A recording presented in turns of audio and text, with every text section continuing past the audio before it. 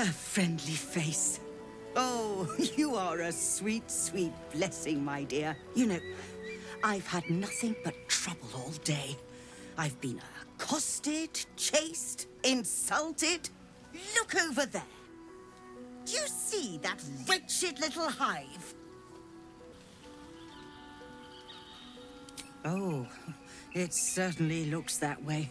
But inside, it is swarming with brutish, stupid, rude githyanki. Brutish and rude by your wretched standards, but stupid. Chocky.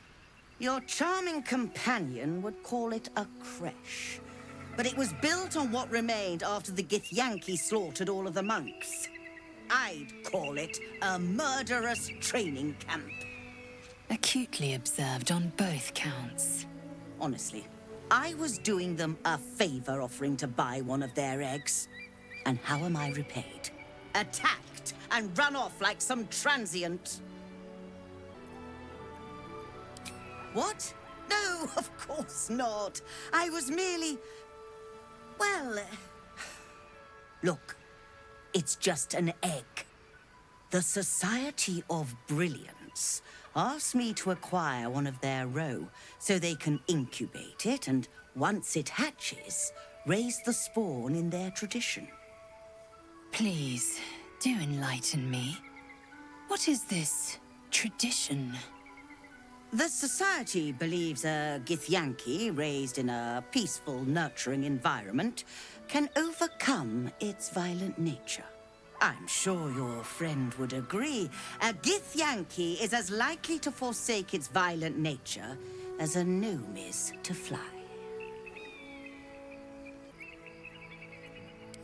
Exactly.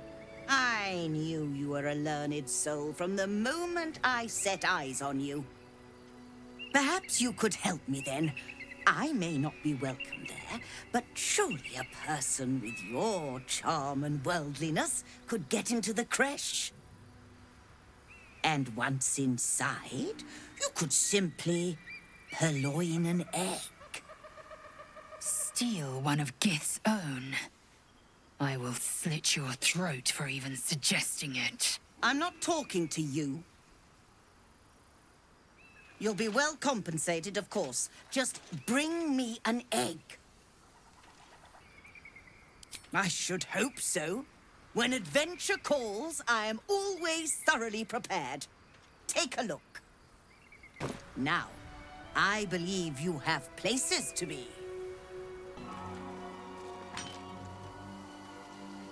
That's enough.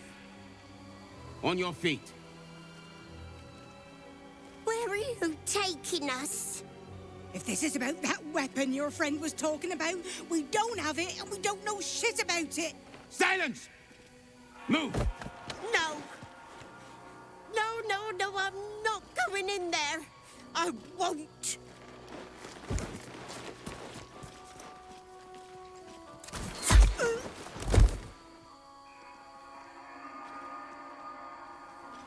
Anyone want to join her?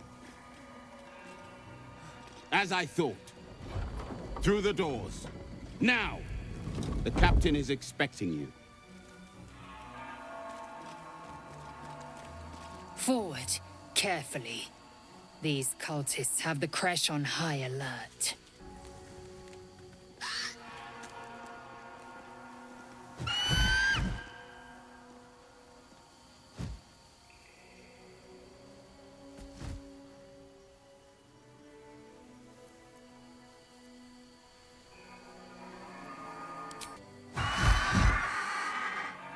The monastery's notable keepers adorn these intricate panels.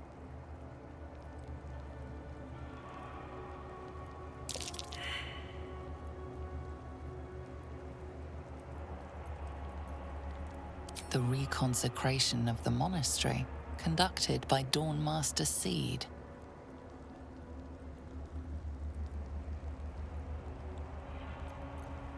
Dawnmaster Vassaid wielding... The rest of the inscription and picture has shattered away. Sentries to arms! Istik, state your purpose quickly. Stand down, Gish. Is it not Vlaakith's command to welcome her faithful? I expected no visitors, faithful or otherwise. Why have you come?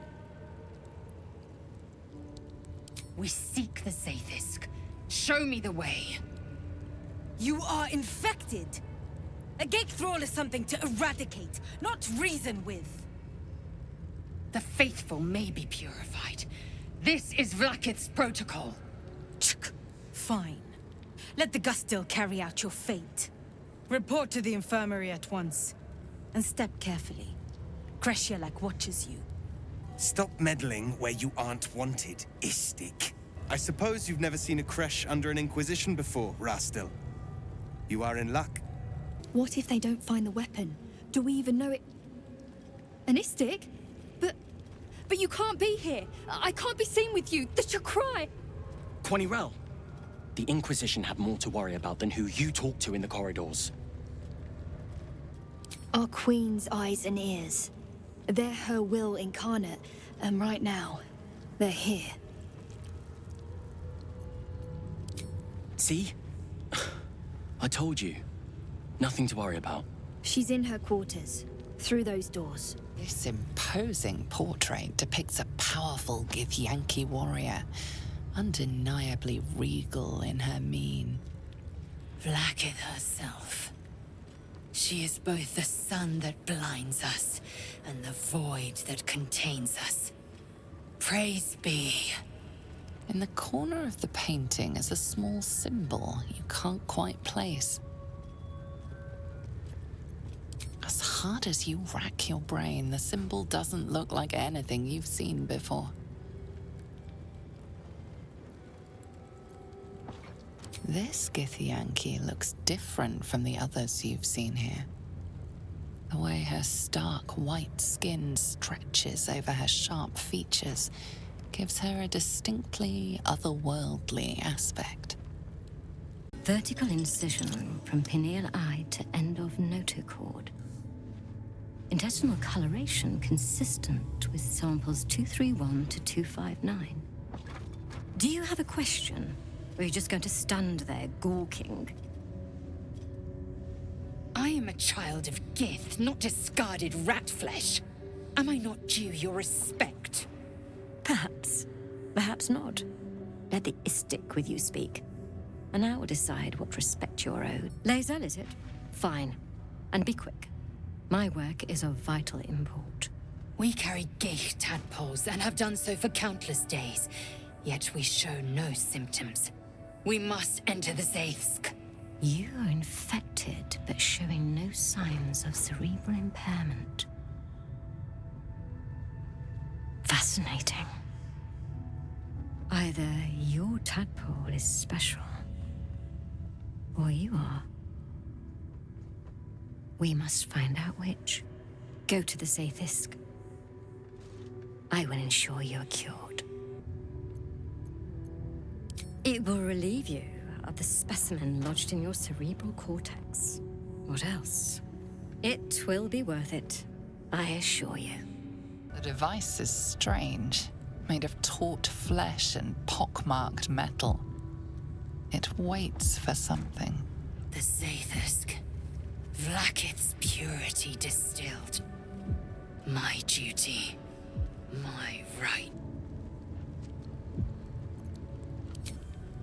The device is an ingenious synthesis of illithid anatomy and metal alloys. It hums with psionic energy, hinting at paths into unknown minds and unseen planes. Stand aside! My time has come.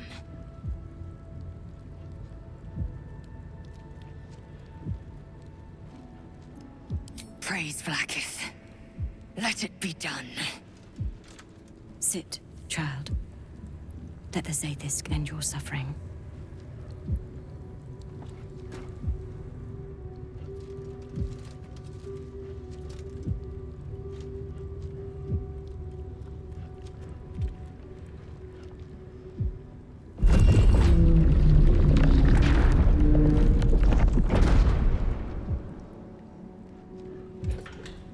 You must focus on the parasite at all times.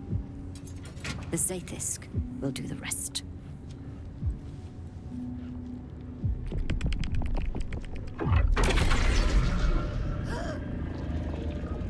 An unseen blade cleaves your mind in two. Impossible pain sears your bones and body in concert with Lae'zel's. The zaith'isk's psionic forces batter Lae'zel's thoughts. There is no chance she will survive this unscathed.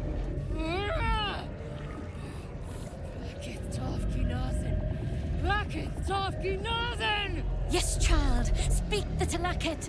Meditate on its verses. You feel Lae'zel's mind rip and rupture.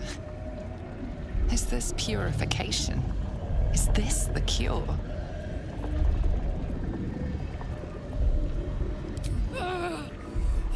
The cure! Vlaakith zaith'isk. You share in Lae'zel's agony. Every cell within her skull bursts into a constellation of fragments, sorted and reassembled. Lae'zel will die if she remains. Yes, child. Jamar, Zala, Vlaakith, call to your queen. My queen! Hear me! That thing looks set to kill her! Your vision narrows. You sense myriad specters of githyanki past. This is their fate. This is their anguish. Your vision narrows. You sense myriad specters of githyanki past. This is their fate. This is their anguish.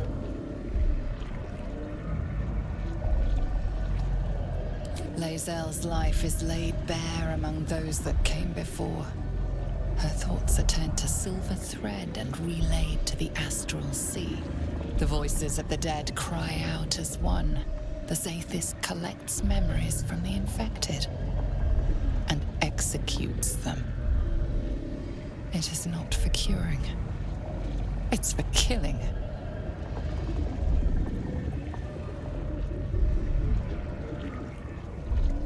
What? Subscribe!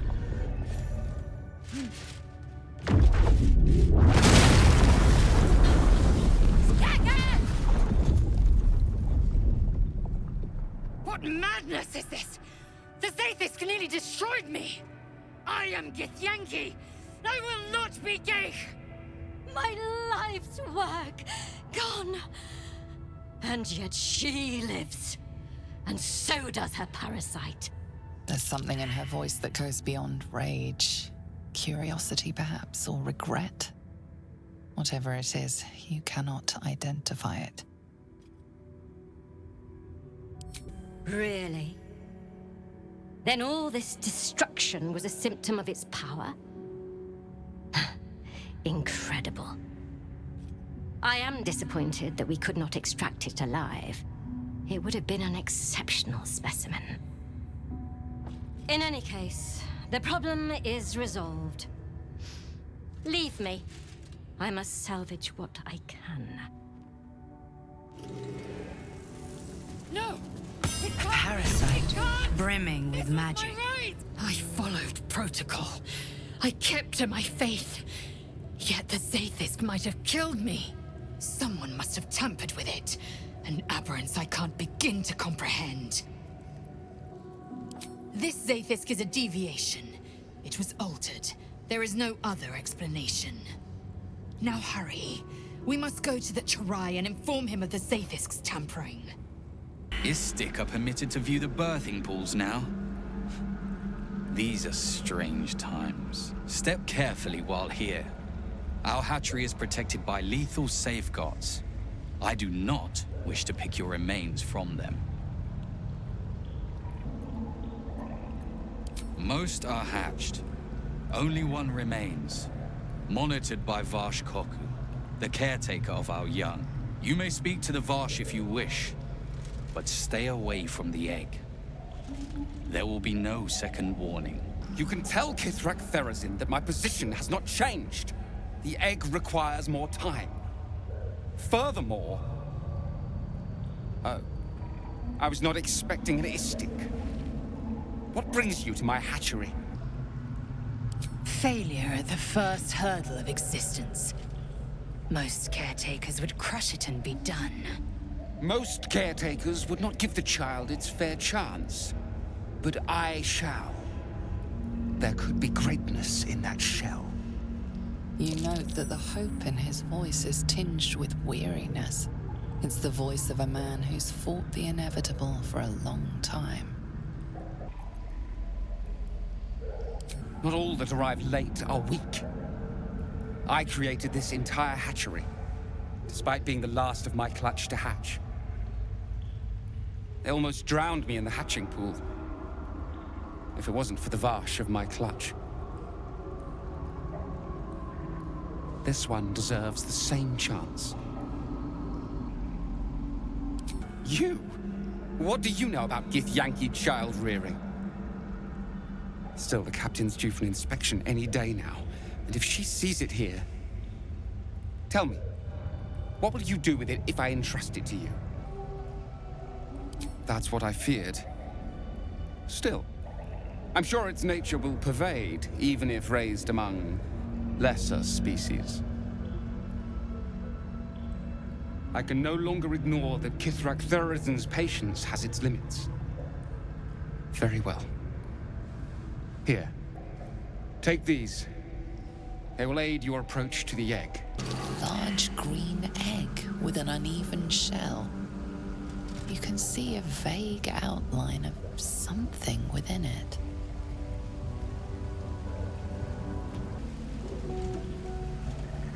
An unhatched githyanki egg should be the burden of a Voss, not a warrior, whether ascended or otherwise.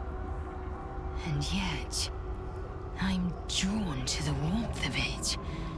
A child of Gith and a servant of Vlaakith grows within.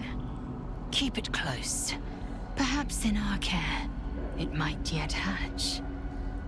And don't you dare pass it to that lunatic woman prowling the mountain pass. You've got the egg, haven't you? Be on your way then. Before I change my mind. Or you would. Please, Chitrai, I can explain. The latest batch of cultists knew nothing of the astral prism. They were just trying to find Moonrise. They all head there. My Gish have drafted plans to assault the tower. They are ready to fight, Chitrai. We could sift the missing artifact from the tower's ashes if you would give us... Quiet. Find the astral prism, Therizin. My patience falters. Yes, Chitrai. You heard him! Go! Do as she says. She remains your Ketheric. For now.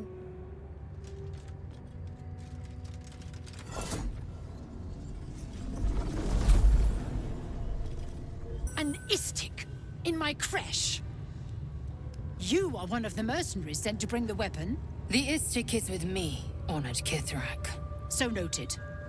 But my question goes unanswered. Do you bring the weapon? Don't tell her anything. It is small, angular, metal, adorned with Tirsu script. Stolen by true soul heretics. You sense Shadowheart's worry. This weapon sounds like the artifact you carry. What was that look? You know something. Do you have it? Then stop wasting my time, Istik! You are one of the mercenaries we engaged, are you not? I have business to attend to. Return with the weapon, or do not return at all. Kachuki! We are training to fight Gale. You think they will hesitate? They won't need to if we keep killing each other for them. It's stupid! Orphe... Silence! It seems your childish prattling is attracting an audience. You fight again. This time, daggers only. And to the death, as instructed. Who wants to challenge this sniveling Istark? I suppose your inane spewings have distracted enough from my lesson. Go! No wet the swords. I want them sharp enough to peel a Gake's eyeball just by looking at them. I hope you prove as weak as this should we meet on the battlefield, Istik. That was amazing. I've never seen someone talk the Savage down from a rage like that. He's always telling us how we have to be ruthless, that death is the only mercy we deliver. But you showed compassion and kindness. You're just like...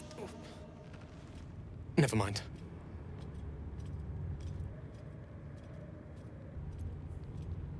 What are you trying to read my mind? You're sneaky and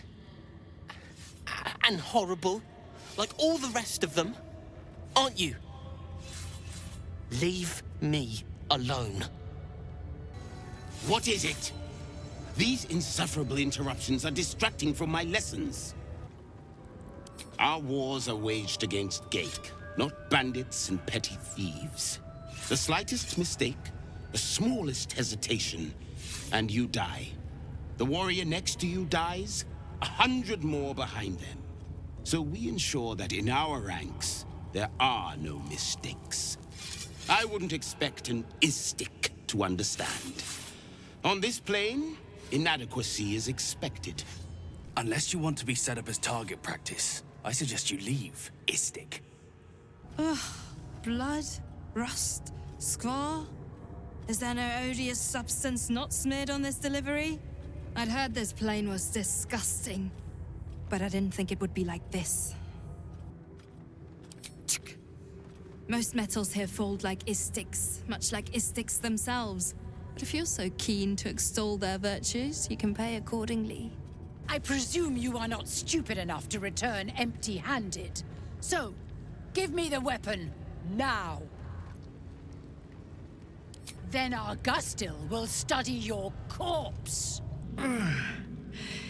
Hey, soldier, well, I'm not feeling so good. My engine is getting worse. Feels like it's going to burst out of my chest. I need to find a mechanic. A good one. Or this thing's going boom. Well, I imagine it's lights out, Big K. And then it'll be just you, your parasite, and the wild yonder. I'm sure you'd manage. But this old girl's got a few things to do before it comes to that.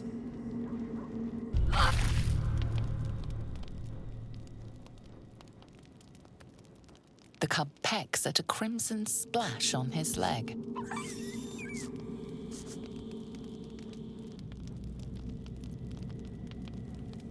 The cub looks at you with glistening eyes.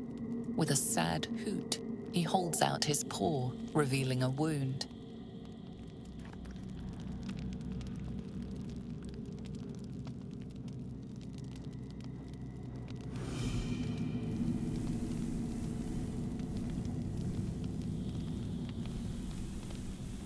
The wound is superficial, the edge is torn and jagged. Probably a gnoll's crude blade. As the wound closes, the cub begins testing his weight on the leg. The little beast's quite charming once you get accustomed to the smell of rotting flesh. Who would be...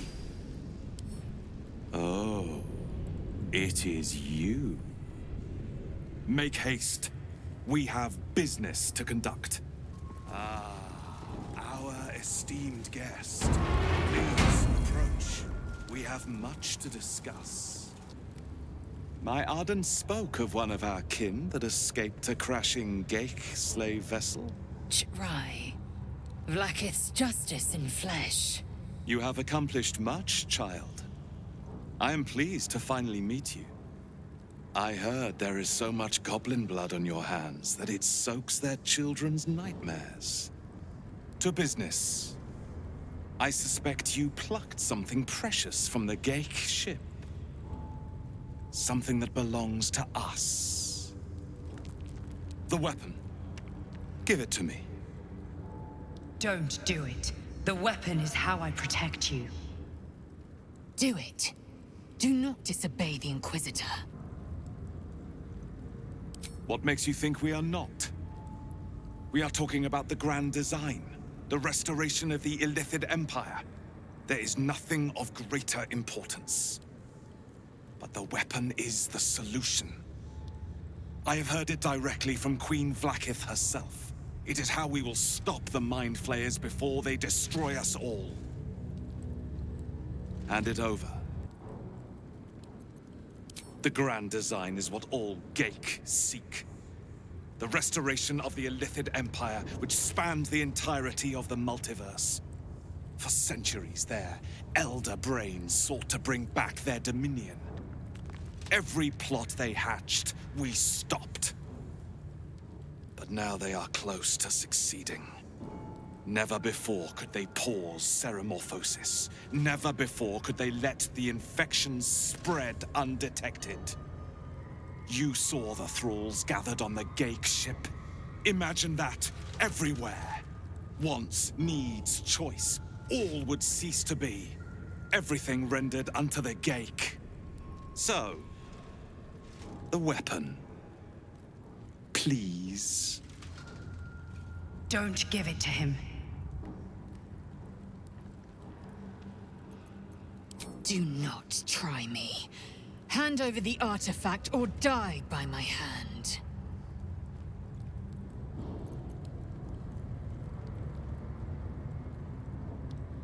The zaith'isk. I hate that you speak the truth. Choose. Your path is mine to follow.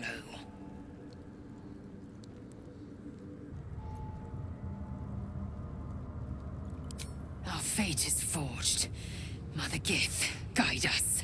Your illustrious adventure ends here. Hetazith! Crèche, Yillik, with me, to the death! Inquisitor Wargas was potent. We are impressed.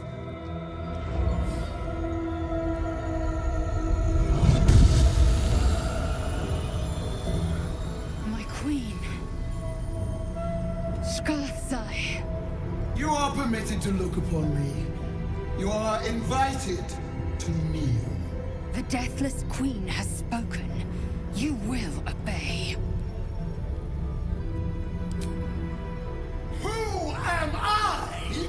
I am Vlaakith, undying queen of the noble githyanki, God Regent of the Six Arms of Tunnarath!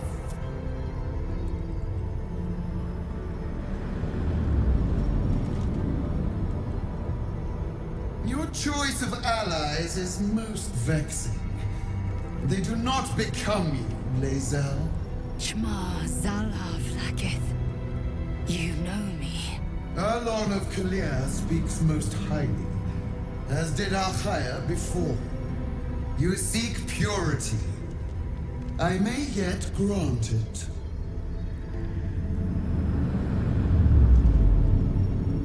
Istik, you bear that which is ours. But are you friend, or are you thief?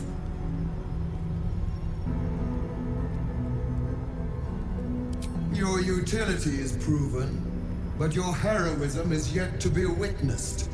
A test, then, to see if you are as capable as you profess to be. That weapon you carry, the astral prism, it is corrupted. I will cleanse it for you, my queen. Tell me how. There is someone inside. Their mind is warped, broken, a blight.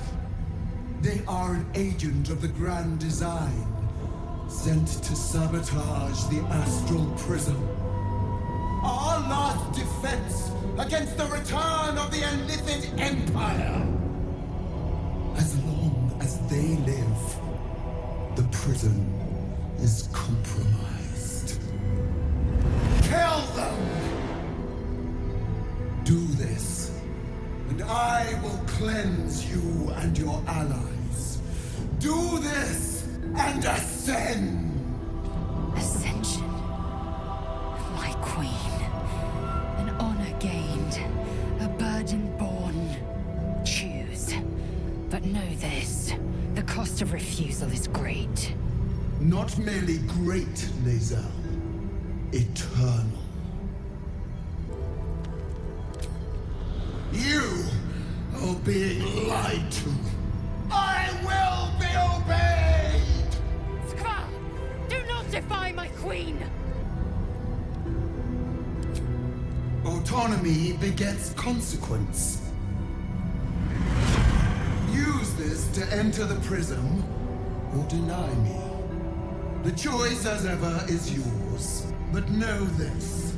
My wrath is carried with each of my faithful. It will find you. Vlaakith's eyes see beyond the plains. We cannot hide. Come, we must enter the prism. Its secrets are finally ours to know. Vlaakith. Vlaakith! I have wielded your fury as a blade, roared your wrath as a dragon. Yet I crawl among my own people, low as an asp's belly. Shkaketh! Is this to be my penance? Is this heart of stone doomed to shatter? She tests me. A trial of faith. Kalir prepared me. Only the heaviest souls soar to the astral. Yes. Yes. I might gain Vlaakith's favor yet.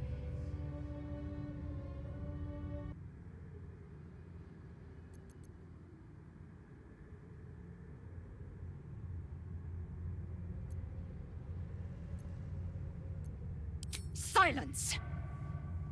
I must think.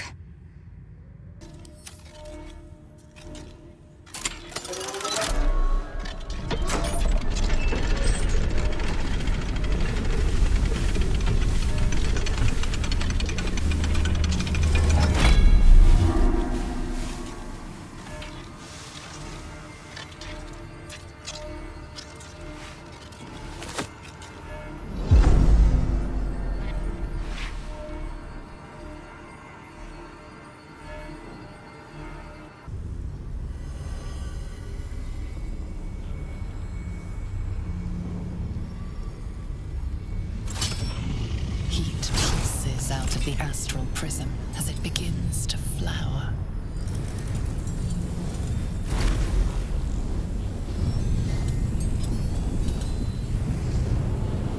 Your mind burns hot with excitement.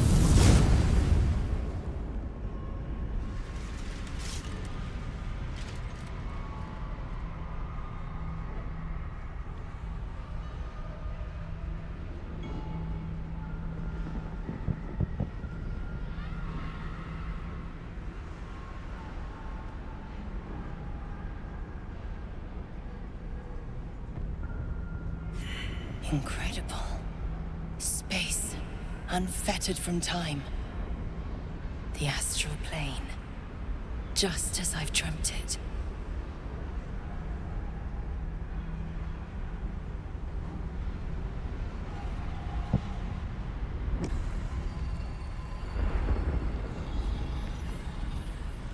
So you came, in spite of all my warnings. Disappointing. Come, we will talk in private. Just the two of us.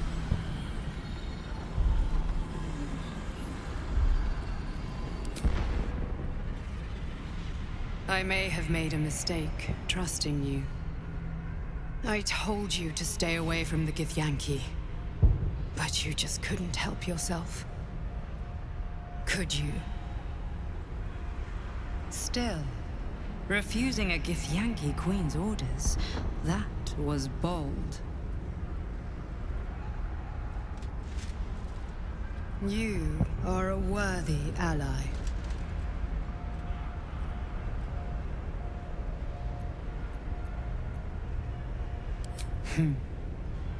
I told you I stole the artifact from someone. Well, I stole it from Vlaakith. Since then, she has become desperate. Vlaakith wants me dead because I know her secret. It is a secret so great that if her people ever found out, that would be the end of her rule, the end of her. That same secret is how I've been protecting you from the Absolute. I can hear your thoughts. You think I'm lying. Vlaakith warned you that I would try to deceive you. But consider this. What reason have I to deceive you? I want the same thing as you. Freedom. I'm on your side. I have been since the very beginning.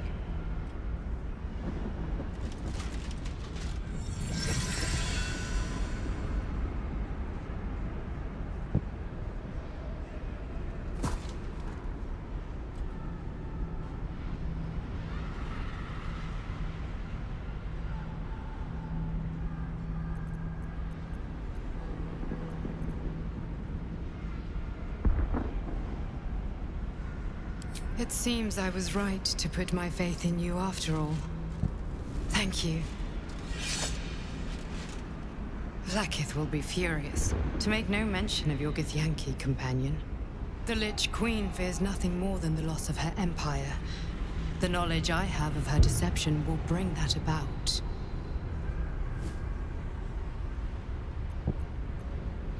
Godlike in power, yes, but with none of the sanctity. Vlaakith is lying to her people.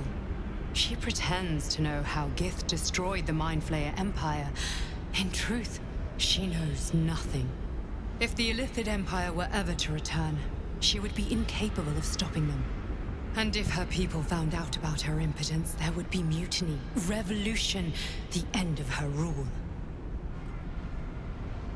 But that very power, the power to resist Illithid control, which Vlaakith only pretends to know, is how I've been protecting you. I suppose she hoped to extract it from my corpse. Since you spared me that fate, she will come for you.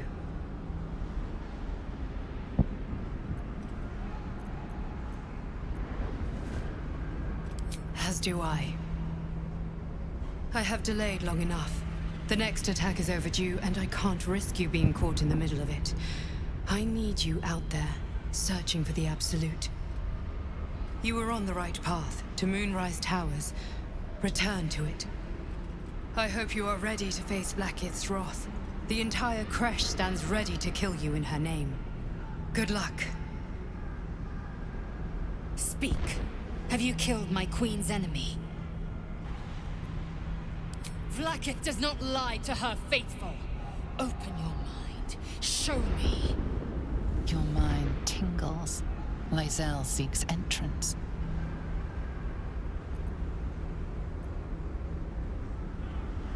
Your thoughts become one. She sees the truth of your confrontation in an instant. Vlaakith Tafkinazin. I see only madness.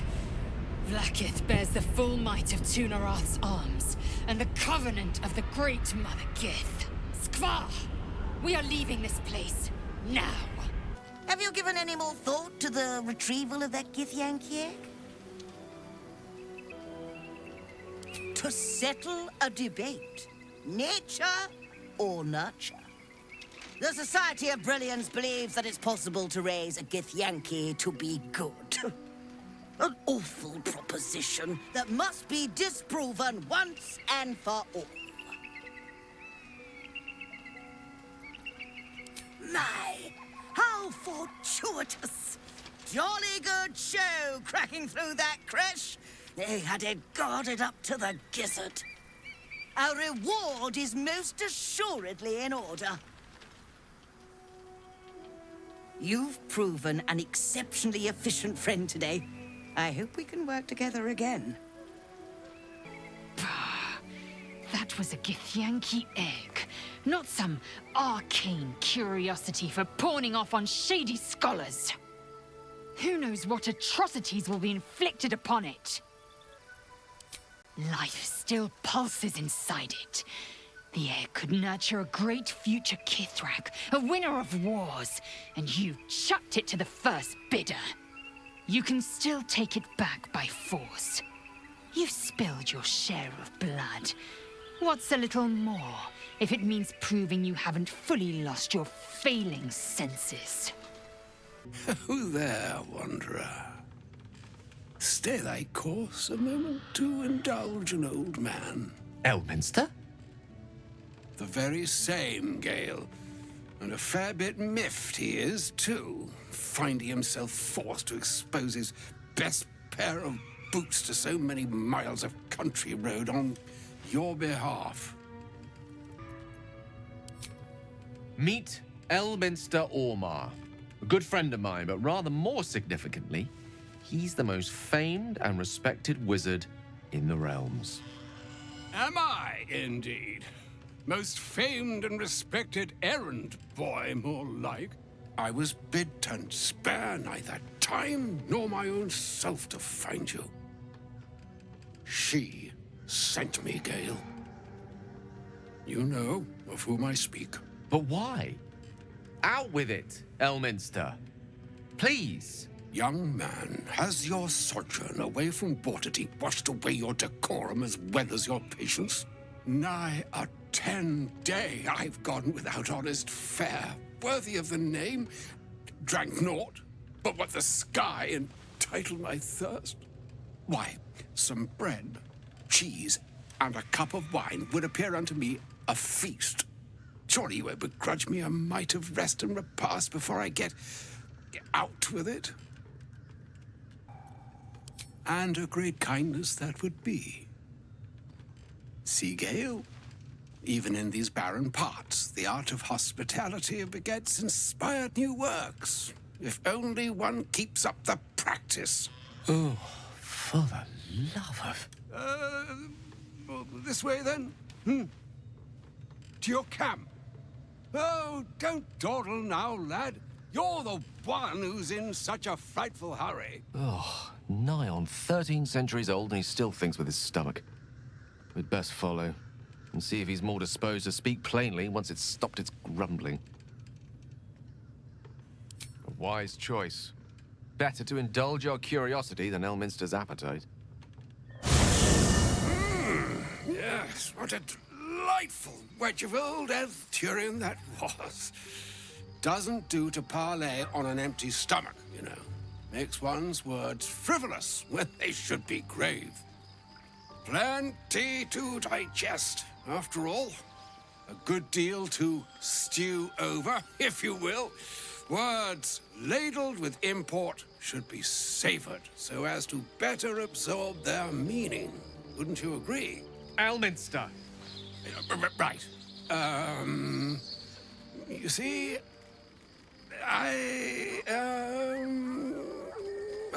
well, that is to say, Gale, my boy, I've come to address a most pressing matter.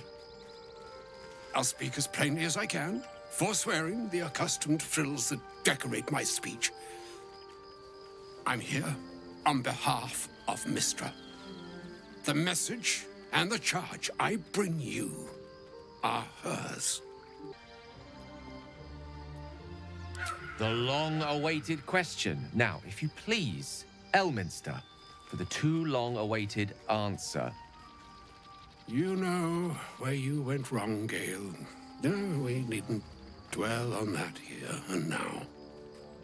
But even so, you're to be given a chance of redemption. Mistra would consider forgiveness. She would consider what she considers to be forgiveness. Mistra is aware of the misadventures that have befallen you both. She knows of your strife with the Absolute, that most insidious of evils. They choose the instruments of their will with great precision. Sometimes the single drops we think we are do not realize what waves we are building up to be. Do not discount yourself, and by the same token, do not discount your enemy. You must know that the Absolute is more dangerous than you can possibly conceive. It threatens all who live, even those who are undying. It threatens the gods, the weave, the very fabric of the universe itself. That is why I have come here to charge you, Gale, with its destruction. It is Mystra's belief that only you can. The orb. Precisely. Mystra has granted me the power to stop the clock, as it were, on the orb's rush to overpower you. Instead, you will be able to unleash its lethal combustion at will. Interesting. This could be help, or hindrance. We shall have to see. You must find the heart of the Absolute, whatever that may be, and use yourself as the catalyst that will burn it from this world. He is not. But it seems that Mystra is. It brings me no pleasure saying this, my friend, but such is Mystra's will. Yours must be the sacrifice that will undo the Absolute. And for your sacrifice, you will be redeemed. Such is Mystra's promise. With that, I've said my sorry piece, and need only bestow unto thee the charm I was bid. Meine hastra mistraril Italion Thras Annas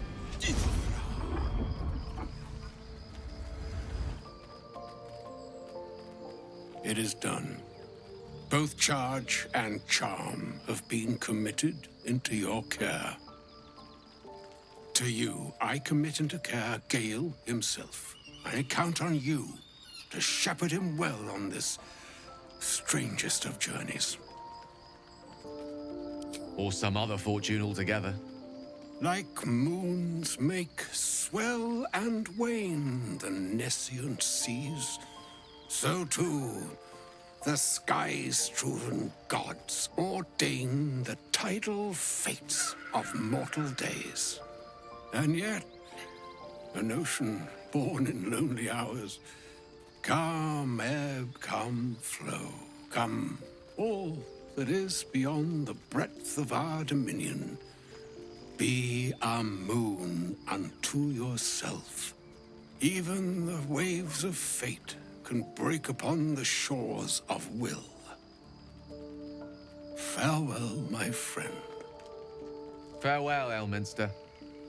I'm glad she chose you. An audience with Elminster is never less than memorable. I'd have hoped to introduce you to him in less dire circumstances. But those are hard to come by these days. The Doddering Act is merely an illusion, one he's most adept at maintaining. Elminster is the most formidable wizard in the realms. Perhaps in existence. For Mystra to have sent him, the severity of her bidding could not be clearer, or weigh more heavily on me. Time seems so infinite when you're young. A month is an age. A year is a lifetime. It is a strange feeling to realize how little of it one might have left.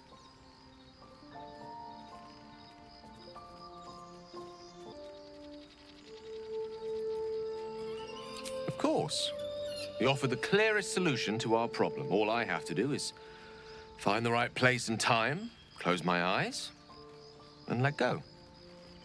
then the slate will be clean. Wrongs will be righted, the Absolute will be gone, and I along with it. If there was, I'm sure the goddess of magic and the greatest wizard who ever lived would have identified it. But alas, only one solution is offered. That remains ahead of us for now. The heart of the Absolute must be discovered before I can stop its beating.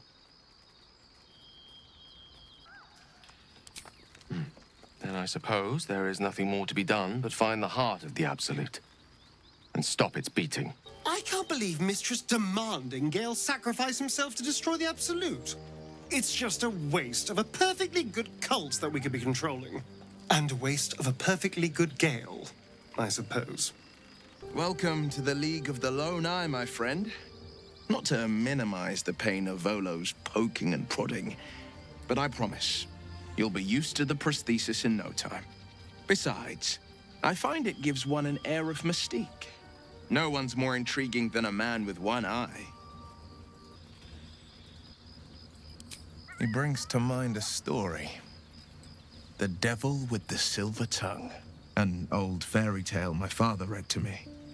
The kind with a hero, a villain, and a moral.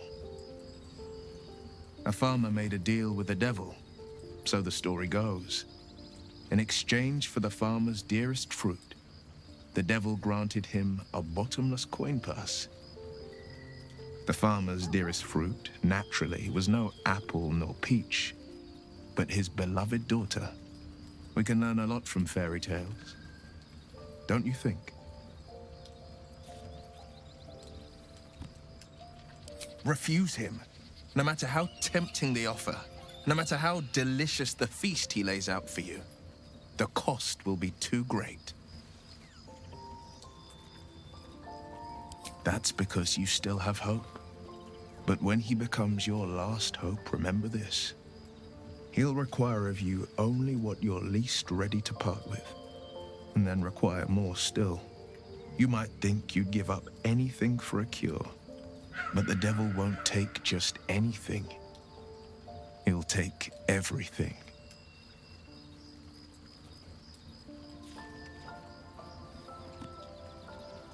A possibility that's kept me awake countless nights.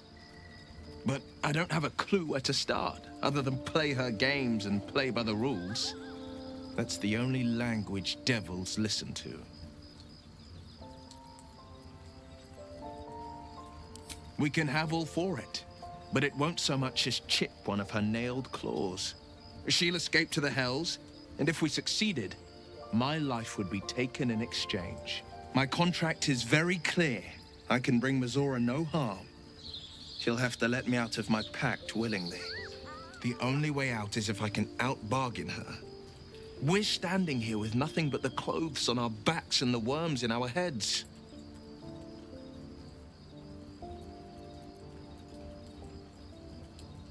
We can, I'm sure of it. How glad I am that you see me as more than my patron's pet. Oakfather's blessings to you. I studied one up close. Closer than most would care to be to those things.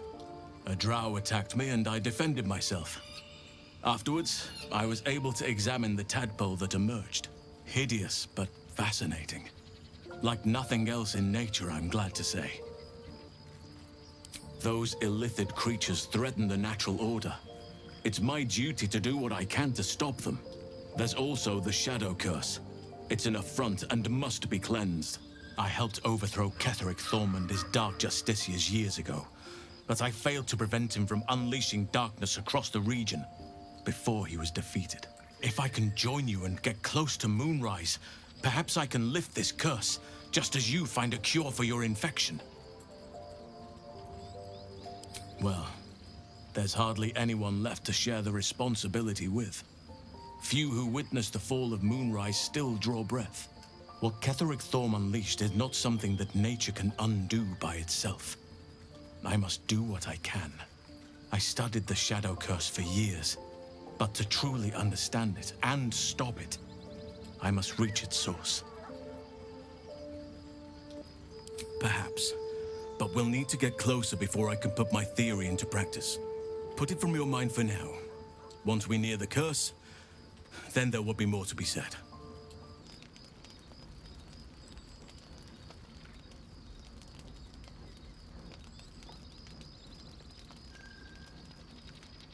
Supreme Ketheric, has Vlaakith sent you to slay me with your own blade? I've not come to kill you, Lae'zel. I've come to aid you. Don't trust him.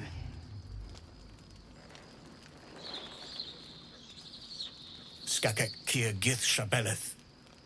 My blade rests. Mother Gith compels you to listen. Speak. My ear is yours. I know you carry the astral prism, Lae'zel. Within it lies the seed of Vlaakith's demise, and I intend to help you bring it to fruition. Vlaakith's demise? Skaketh! I should run you through for suggesting it.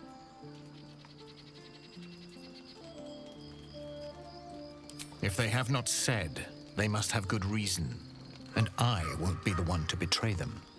But the one inside's chosen you as an ally, protects you with their power. That very power will be the end of Vlaakith's tyranny. The prism's tenant must be let loose. I've sought their freedom for eons. When the prism went missing, I feared the worst.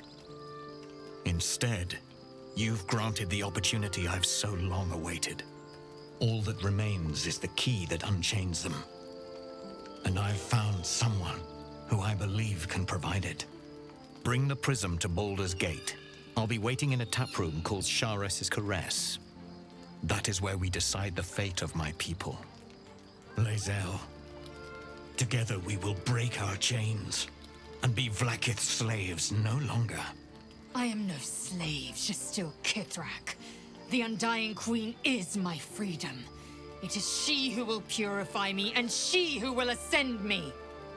Lies, Lae'zel, every last one. There is no purification, no ascension.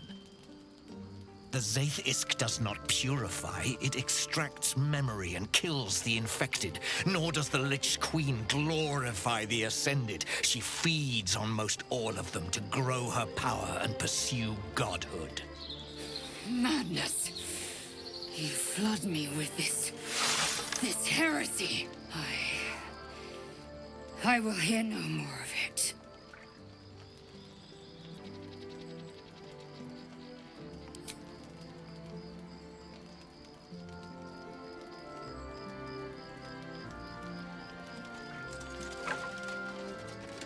I served Vlaakith the whole of my life. Learned her words, fought her battles, yet she names me her Karlach. Your words carry truth. I will meet you in Baldur's Gate. Do not make me regret it.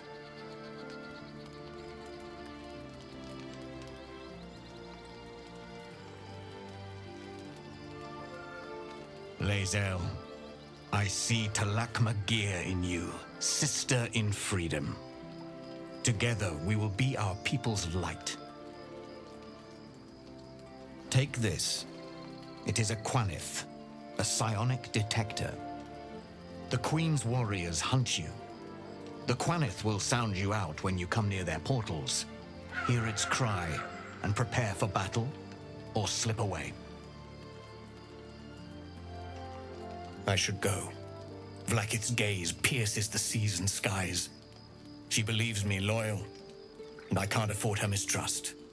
Keep the astral prism close. Let no one take it from you. Slay any who try.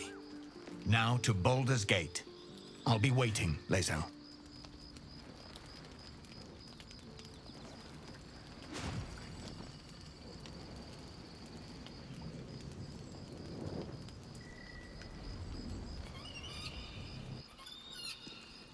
Vlaakith Kosivim Chrath Crashet. Only in Vlaakith may we find light. These were the first words I ever read on Tirsu's slate. But they are no mere aphorism. They are law. They are creed. the root from which the 10,000 protocols stem. Forsake one protocol, and forsake Vlaakith. Forsake Vlaakith, and be the blood and meat which sates her dragons. If Voss speaks true, if Ascension is a lie, if tadpole purification is a fairy tale, then I have not sinned against Vlaakith. She has sinned against me.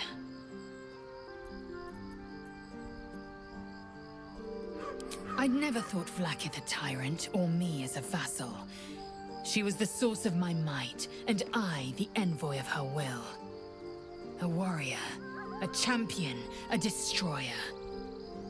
But if Voss is right, and Vlaakith consumes the Ascended to gain power, then I am no destroyer.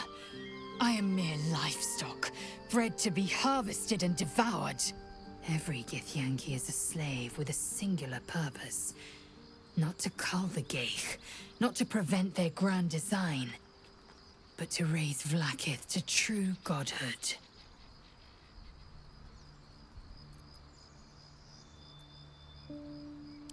I don't know. I can't know. And that drives me mad. At first, I thought them an illithid deception, a trick of the tadpole. But the dream figure is real. It lives in the prism. Voss believes they are the seed of Vlaakith's demise and the agent of githyanki freedom. And I believe he may be right. Ascension is a young githyanki's greatest honor. Long ago, the Gale enslaved my people. They dominated our minds and bred us for war, until Great Mother Gith took a hammer to our bonds. From the day of our hatching, young Gith have one purpose: to train hard enough to slay a Gale and take its head. Then, we speak the rite of ascension, and a red dragon comes to fly us to Vlaakith in Tunarath, City of Death. We are honored with an eternal home in the astral, celebrated for our victory. We are ascended. Or so I believed.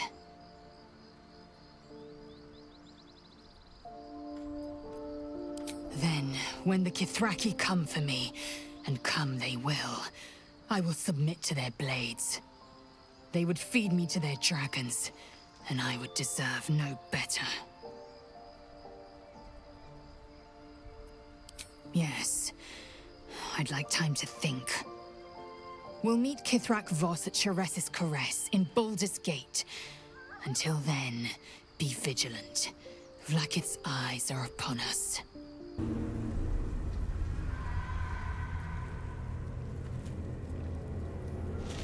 That's no ordinary darkness. It feels powerful and familiar. Stay on your guard.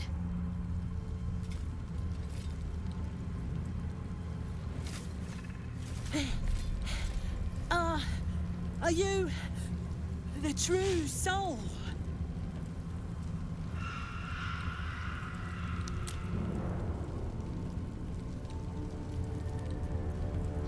I'll take that as a yes. Listen up. Grab a torch, stay out of the dark, and move fast. The shadows have eyes. Go on! The shadow curse. It doesn't seem to affect me like it does others. Not as badly, at least. Do you know what this means? I must be blessed.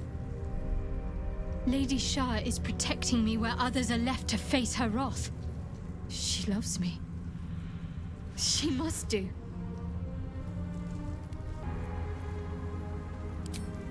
Lady Shah wouldn't bless me like this for no reason. There must be something she wants of me. Those signs we found about Dark Justiciars, perhaps they were no coincidence. In either case, I need to watch for any place dedicated to Lady Shah. A temple, perhaps. Hey, boy. You want the bone? Fetch!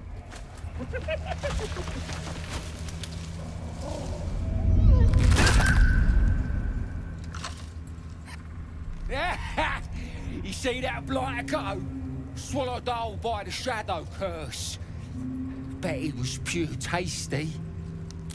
You're the true soul we're taking to Moonrise, I'm guessing. Don't worry, boss, you're in good hands. We've got a guide.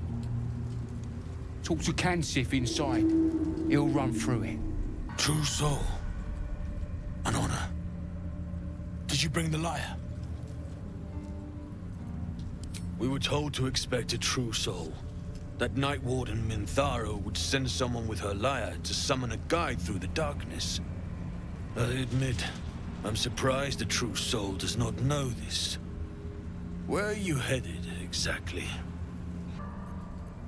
Ah, you do have it. Then pluck a tune, and our guide will come scuttling.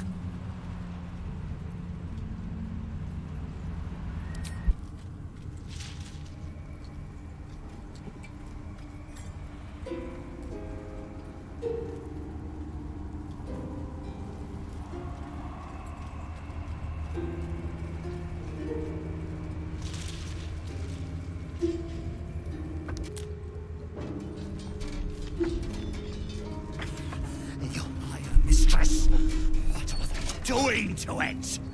God. A Drider. I always thought the stories were exaggerated.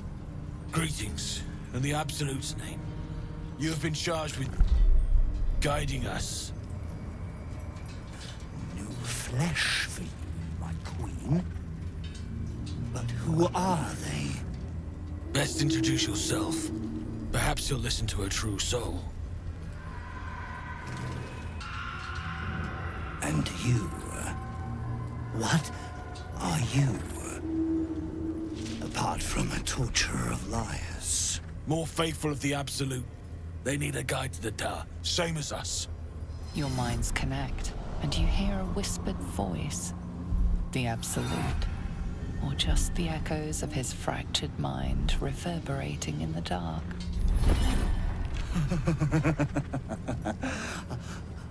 A true soul. You have more worshippers every day, Majesty.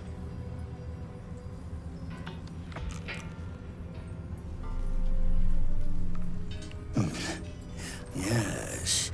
Yes. They'll do nicely.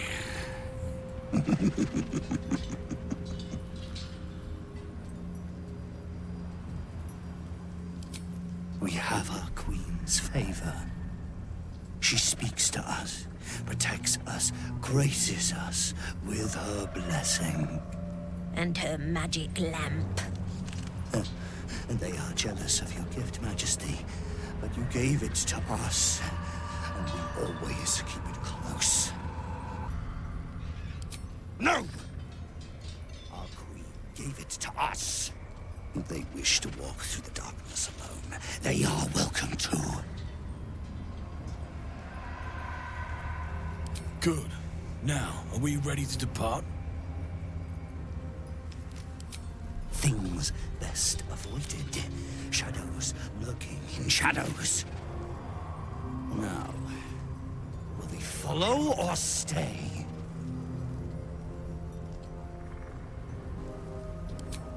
Bless us again, Majesty. Shine your light. Protect us. Come, follow, and stay close. Do not leave the light. Do not feed the shadows. You heard him. Move out! Wait. Something's wrong, Majesty. Who's there? Show yourself! Harpers, attack! Kill the cultists and get that lantern! Heretics! Villains in the dark! These Harpers are clearly enemies of the Absolute. They could be worthwhile allies. But defend the guide and you may preserve your cover as a true soul.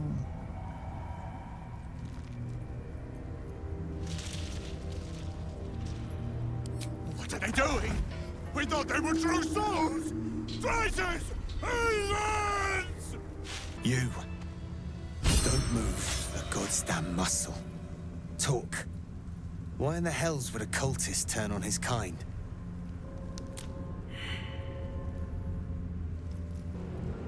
prisoner? Then I must be a welcome sight indeed. Follow me. I know a refuge from the darkness. You can rest there. An inn. Last Light, it's called. A place you can sigh without the shadow beasts hearing. You there! Step forward and keep your hands off your weapons. Easy. He helped us out in the shadows. Come. Jaheira!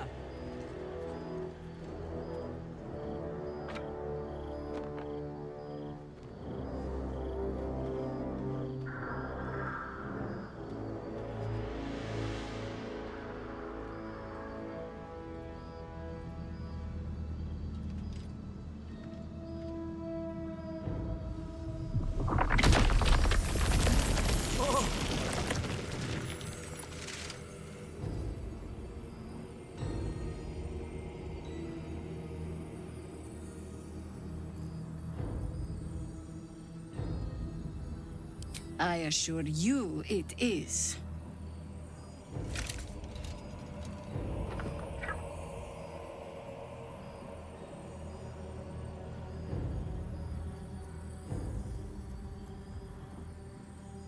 Absolutely.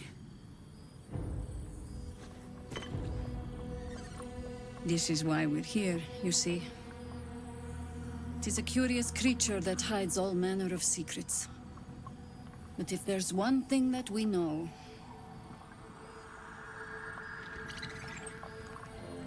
it's that it knows its own kind.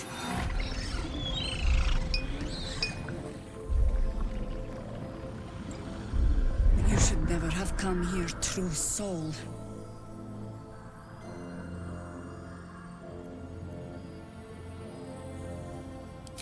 Stop! What are you doing? He's the one who saved us! He's the one who protected the Emerald Grove. Yup. Didn't leave a goblin standing. Not so bad to hang around with either. Saved 2 of my friends. One from a harpy, and one from a mad druid with a snake. Didn't make a fuss of our thieving either. I pretty much trust him with my life. A true soul with a mind of his own? How is that possible?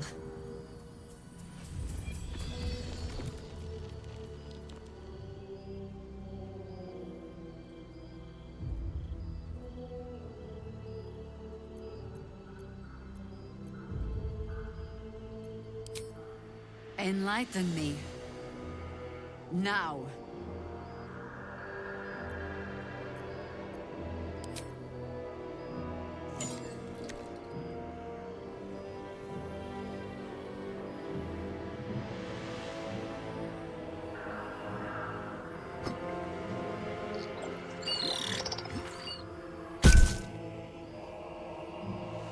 What in the hell is that thing?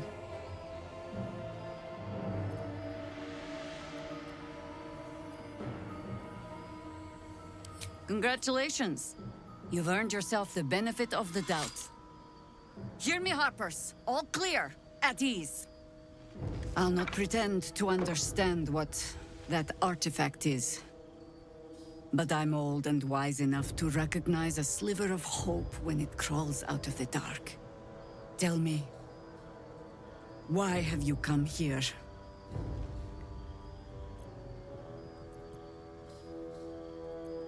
Then you found an ally in me.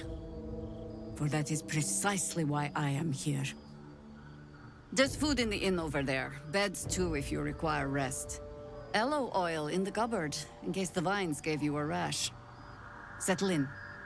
Then come join me for a drink. You may just be the godsend we've been praying for. Jaheira seems sure of you. I hope she's right. This barricade might keep the shadows out, but it won't help against what's already inside. If Jaheira trusts you, I trust you. But I'll be damned if a bug brain doesn't creep me out. Hey! That's close enough. Artifact or no, I don't like the likes of you crashing our party. Give it a rest, Alfred. We need all the goddamned help we can get. Rescue party. Not that you'll give a triple shot damn, but we were ambushed by them bloody cultists. Bastards torched the pigsty we were staying in and made off with the Grand Duke of Baldur's Gate himself. See? Help needed, help offered. Yeah, I'm touched. If you're serious, go talk to his aide, Floric. She's inside, strategizing. Guess you need to be a god's damned counselor to get room and board around here. Soldier? That's the short of it. Bloody thing's been in overdrive since I left Avernus. Wasn't all that long ago. I never knew the whole of how and why, but I remember the devils slavering with delight. I should have looked after the Elterans more. Gone out of my way to make sure they were all right. The long and short of it was, I didn't want to risk my neck.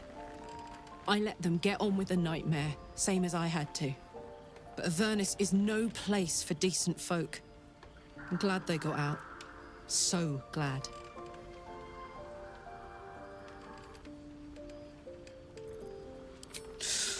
Depends on the type. Ice devils hate an inferno, but that's an easy one. Orthons love projectiles. What they don't love is getting their bombs lobbed right back in their faces. Demons, on the other hand, every demon is absolutely singular. You can't ever think you've got them typed out. Sharp instincts, sharp weapons, and a knack for improvisation. That's the only way to survive them. Anyway, what were we talking about? The year, 10 Air. The place, sleepy little town called Baldur's Gate. Our hero, Karlach, a knock-kneed delinquent from the outer city with everything to give and nothing to lose. I was a kid looking for a way to fill my days and make some cash when I fell into the wrong crowd. Worked for a guy I respected. A lot. Turns out the feeling wasn't mutual. Through the jigs and the reels, he made a deal with Zariel behind my back. You know Zariel, right? Archdevil of Avernus. She put this thing in my chest and set me to work. Well, to war. I learned quick how to stay alive. And the engine served me when it came to killing devils. 10 years of that. The stories I could tell. Guy named Gortash. Politician. Inventor. One of these wheeler-dealer types who seems to have a finger in every pie. I guess I was naive to think everything he got up to was above board. What did I know? I saw a job. A good job. With people I liked. Doing work I was good at. Sometimes I'm jealous of that girl. Ugh, to feel so invincible again.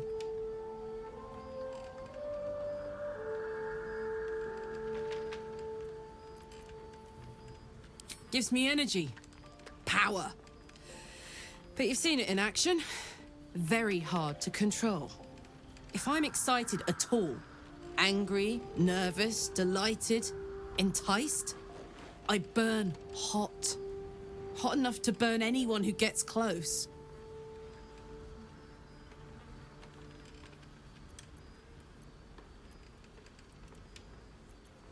I try not to think about it. I still think about it constantly, but, you know, I try. One of these days, I'll sort the whole infernal affair out, get myself cooled off, start making up for lost time. But not today. You did? Wow. That was sound of you. Why'd you do it? Glad to be counted among them. Really glad. Wish I could have been there to watch those ignots crumble, but I'm just happy they're off my tail. Then again, facing them down might have put my tin can into overdrive. Thanks to you, I'll live to fight another day. And get this bloody thing tuned up. We were both part of Zariel's inner circle. Her by choice, me by force. In the grand scheme of things, I'm inconsequential to Zariel. Sure, I've got the engine, but I wasn't even her strongest fighter. But she favored me like a child favors a captive pet. Mizora envied the attention, I suppose. I'm sure when Zariel gave her the order to hunt me down, Mizora was delighted. I don't know. You'd think she'd have more important things to do. Devils and their pride.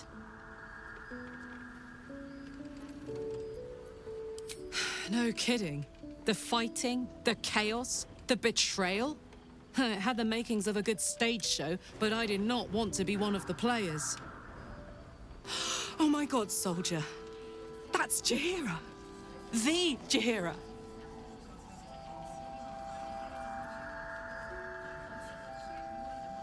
Don't you know the whole story?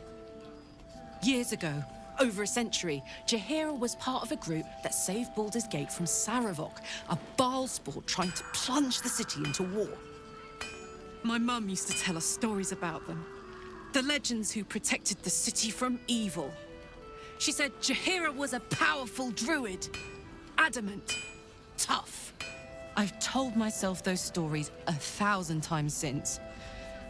I never thought I'd meet Jaheira. She's a hero, and I was always some outer city kid. Can't believe she wants to talk to us about working together. What a day! So, hey, we've got this soul coin, right? Thing is, I think I can use it. My engine can, anyway. Zariel used to top me up every now and again when she wanted me to go after an especially wicked target. Nah, it'll be fine. Aha! Thought I sensed an infernal. What are you doing here? Same thing as you, I reckon. Trying to stay out of the shadows. Hold on. I know you. The weaponsmith, right? Drafted into the Blood War when your city was swallowed by Avernus. Not too different from my own story. Well done making it out alive. Same to you. Though unless my senses deceive me, you brought a bit of the hells back with you. Infernal engine? Who needs a heart when you've got one of these to keep you warm? Thank you, Zariel. Forget warm. You're burning up. Might be burning out a piston ring. Or leaking oil. Mind if I take a listen? Please do. I've been dying to find an infernal mechanic.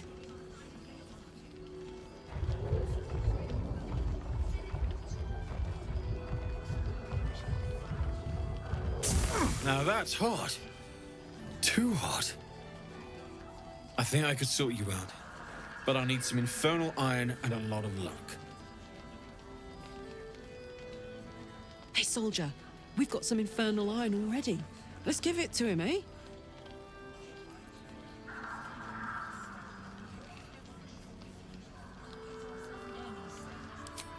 Please let this work. The weight of it. And that blaze of chaos. Can't imagine this where my heart should be. Must be quite the experience. Give me just a moment.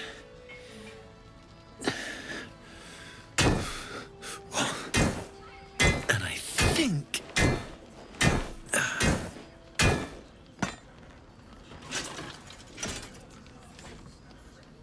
There. You'll have to install it, I'm afraid.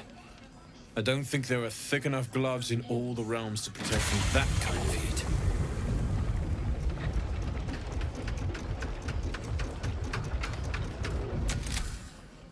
That feels... good. I'm still burning hot as hell's hole, but I feel less... changeable. Cheers, mate. Pleasure. And as for the heat, I haven't got any solutions now, but I'm not giving up. Could be if the combustion chamber had its own insulation, or if we had some kind of enchanted coolant. Let me sleep on it. I just might be able to work something out. Hopefully the next time I see you, I'll have something promising to report. I'll need more infernal iron either way, though, so keep your eyes open. Take care. Damon's upgrade didn't cool me down, but it did juice me up. I don't think I've ever felt more powerful. Sooner rather than later would be good. I feel like I'm burning serious fuel.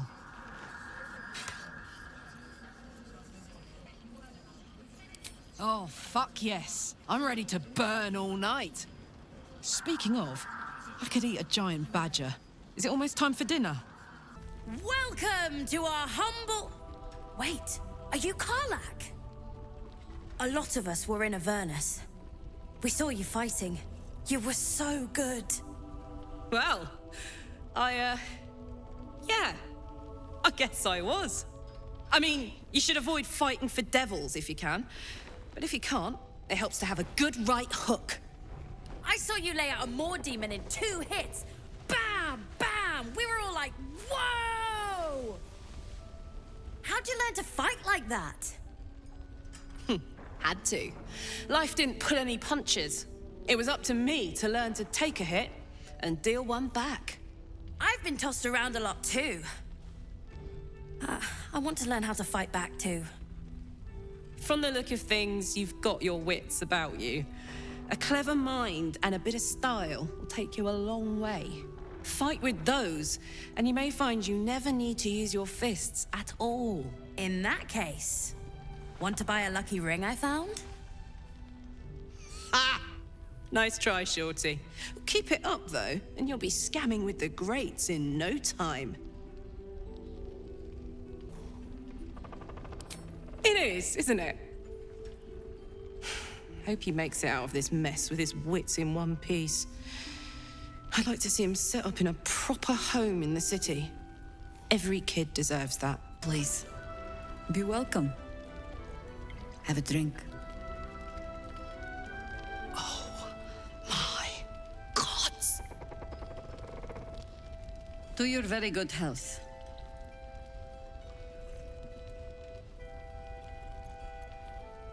You perceive a faint hint of cloth grass, a herb that is said to elicit the truth. Jaheira smiles at you knowingly. It doesn't spoil the taste, if that's what you're wondering. Bottoms up.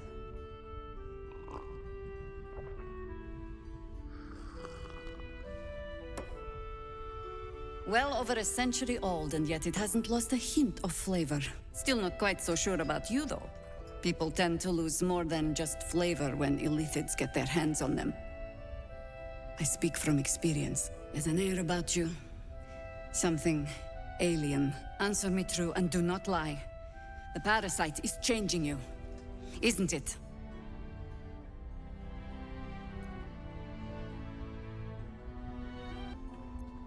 Just answer the question.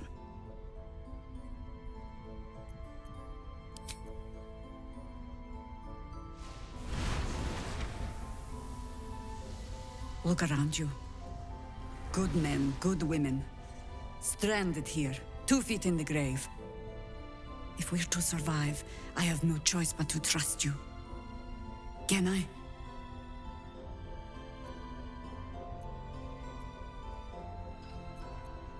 Good. Because I'll cross your heart myself if you break it.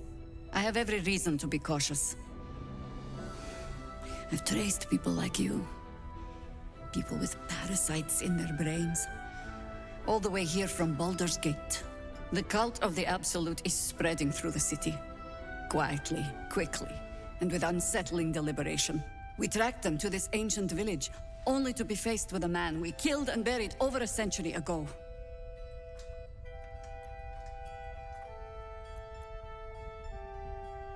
General Ketheric Thorm. Remember that name. He's the leader of the Absolutists. He was a Sharan once.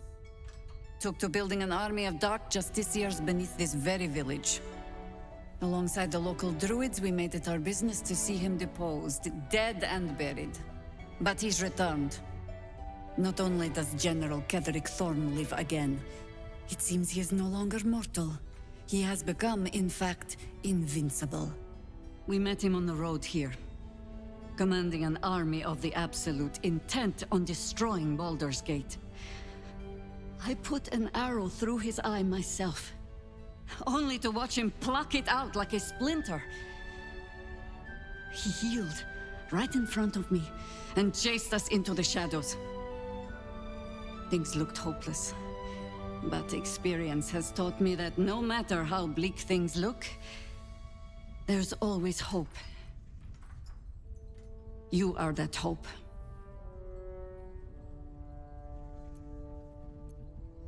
Protected by your artifact, you can infiltrate his forces at Moonrise Towers, posing as a true soul. Find out what it is that makes him invincible, so we can strip him of his advantage. Once Ketheric is without his shield, the sword, together we assault his tower and put a final end to this blight.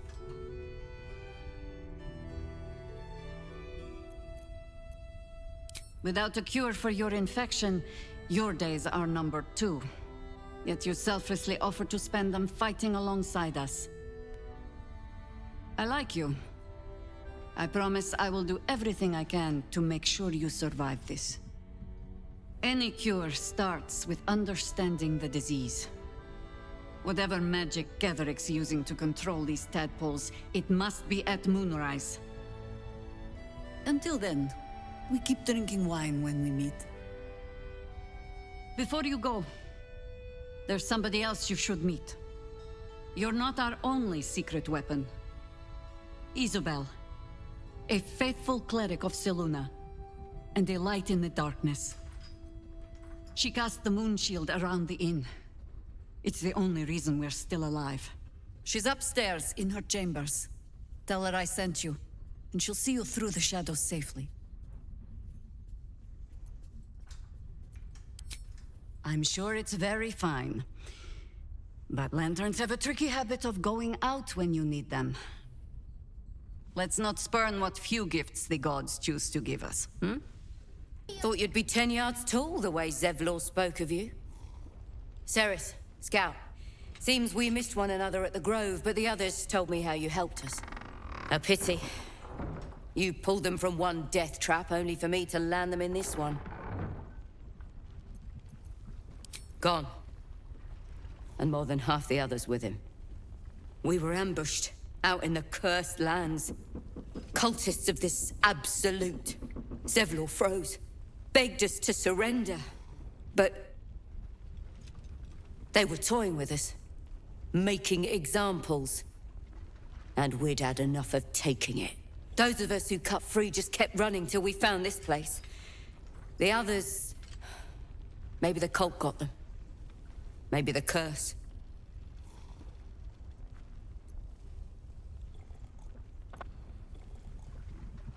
This army of the Absolute is growing and flowing towards Moonrise. There's worse than goblins on the roads now. I thought we might pass unnoticed along the fringes of this place. Escape the owlbear by hiding in its shadow, so to speak. You can see exactly how well that went.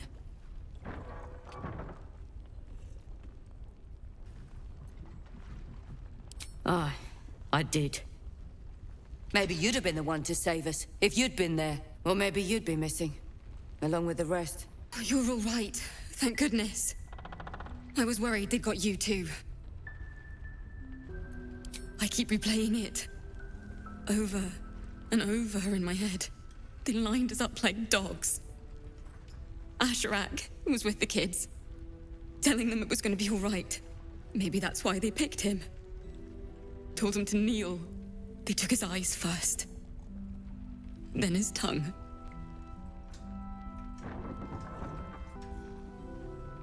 Roland, of all people, saved us. He said he stayed in the Grove because of you. And I'm damn glad of it. Without him, well, none of us would be here. Yes. He shielded me and the kids, while his brother and sister rushed the cultists. Cal and Leah were dragged away, along with the others.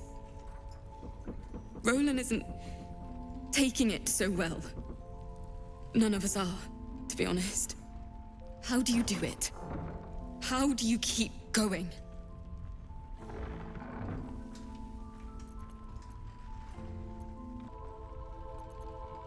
You make it sound so easy. But I'll try. You've done so much for us already. But I have to ask. The others might still be out there. If they're not dead, they're in Moonrise. And gods have mercy on anyone in that hell's pit. Thank you. If anyone can manage it, you can. Just be careful up there, all right? I can't handle anyone else dying. There's another bottle of Arabellan Dry back there. Put it on the bar, then piss off and leave me alone. Jaheira said we should serve drinks, but that we shouldn't serve drunks. Jaheira didn't save your ragged little tail from the cultists. I did. Cute. Maybe she'll write a ballad about me. She can leave out the part where my brother and sister were dragged away screaming while I was saving the orphans. If you hadn't filled their heads with all that self-righteous heroic crap at the Grove, none of this would have happened.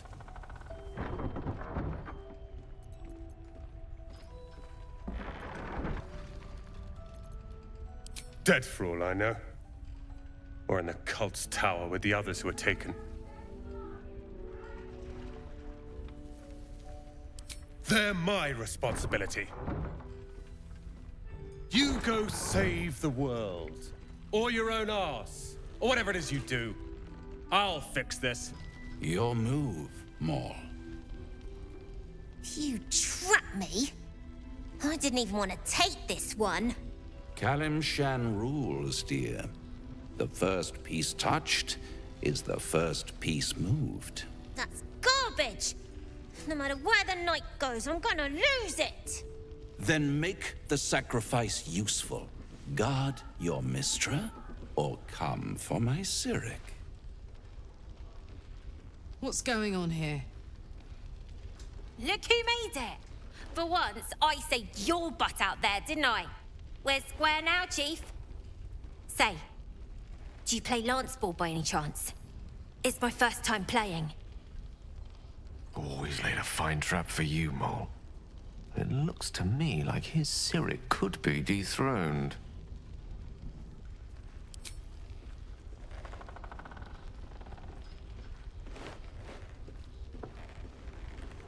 My, the Thescan double counter gambit. Vicious. Exactly what I would have done.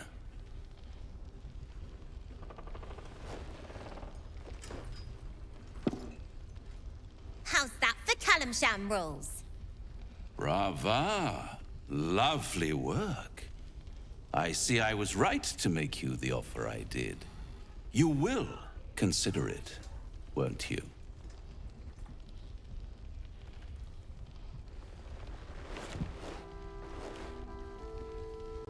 What a lovely specimen she is. A blushing apple begging to be plucked. Please let me smack this creep. The Thescan move suggestion was inspired. I had no idea you played.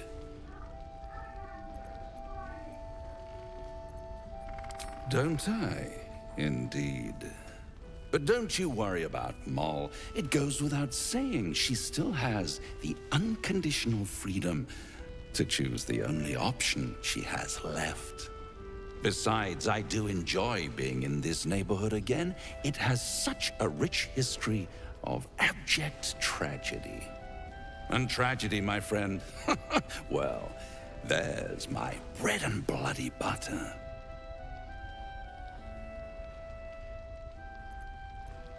She won.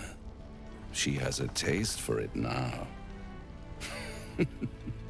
She'll be the one who comes to me. But enough about my lesser pursuits. Why bother with trifles when I'm in the illustrious presence of my very favorite client? Tell me, oh apple of my eye, how have you been? You don't have any gills to get green around yet, but you do look a little worse for wear in this light. All in good time, dear. See you soon. Ah, you. How are things? How are things? Well, I've been through worse. I'll soon be off to Moonrise Towers to look for my friend, Wulbrin. I understand you might be headed in that direction as well. Don't threaten me with a good time. My search for Wulbrin has been one quagmire after another, as you know. Still, a friend is a friend, and Wulbrin won't last long in a place as dreadful as the Towers. You wouldn't even know what he looks like. Then again, my track record is, well, discouraging. That's very decent of you. Very decent of you indeed. But I won't stand idle. I've spotted an alchemist's scales, and had already been cooking up a little something that might help against those cultists. I'll get to work on the brilliant retort. You get to work at the towers. Deal? Very good. Very good. Very good indeed. Now, you, off to your heroism, as it were. Some of us are counting on you.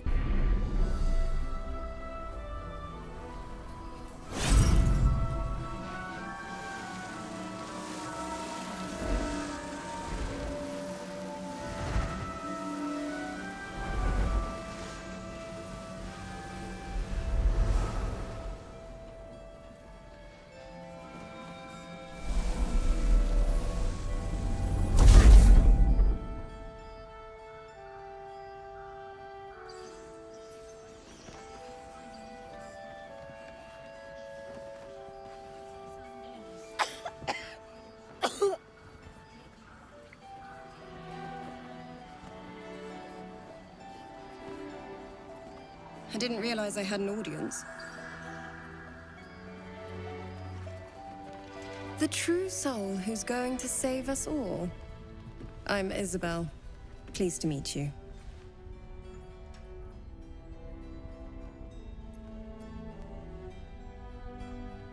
Myself and Our Lady are doing what we can to hold the line. I hear you and your tadpole will be our offense. Free from the Absolute's influence, yet able to walk among cultists. It's almost too good to be true. But I'd be a poor cleric indeed not to avail of a blessing when I see one. Let me guess. Jaheira sent you to beg a protection spell off her favorite cleric.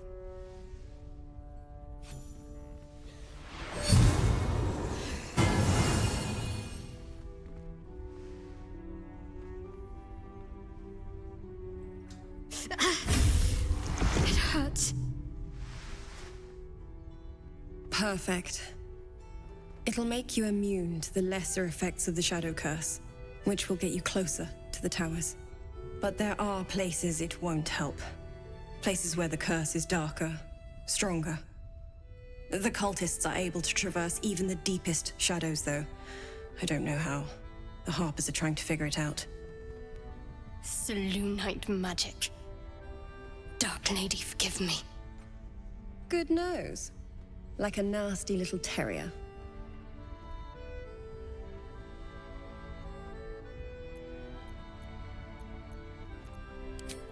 Well, if I'd realized, I'd have spared the theatrics. In that case, you should be able to navigate a path straight to your target. That's good. Very good. I wish you luck. The very best of it. Ketheric is a frightening man. But you have something he doesn't. Allies worth having. While you're busy in the towers, I'll be sure to... Wait. Do you hear that? Something's wrong.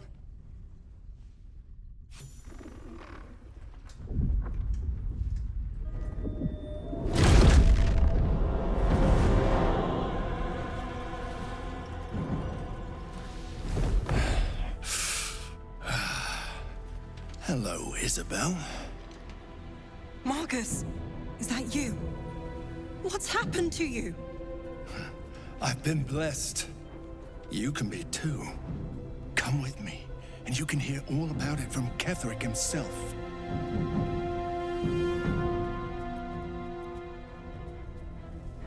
He's a flaming fist.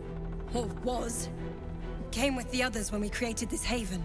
And I thank you for your hospitality. True soul, my instructions are clear. Take the girl to Ketheric, alive.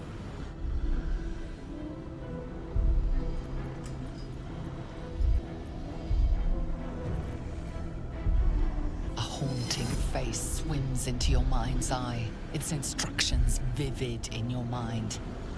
Nothing is more important than bringing the girl alive. What's going on? If you have something to say, say it. Pathetic. The Absolute sees all. Your treachery will be punished. The Absolute. Of course. You can't believe them, Marcus. Ketheric will never give you whatever it is you've been promised. He already has. Time to go, Isabel.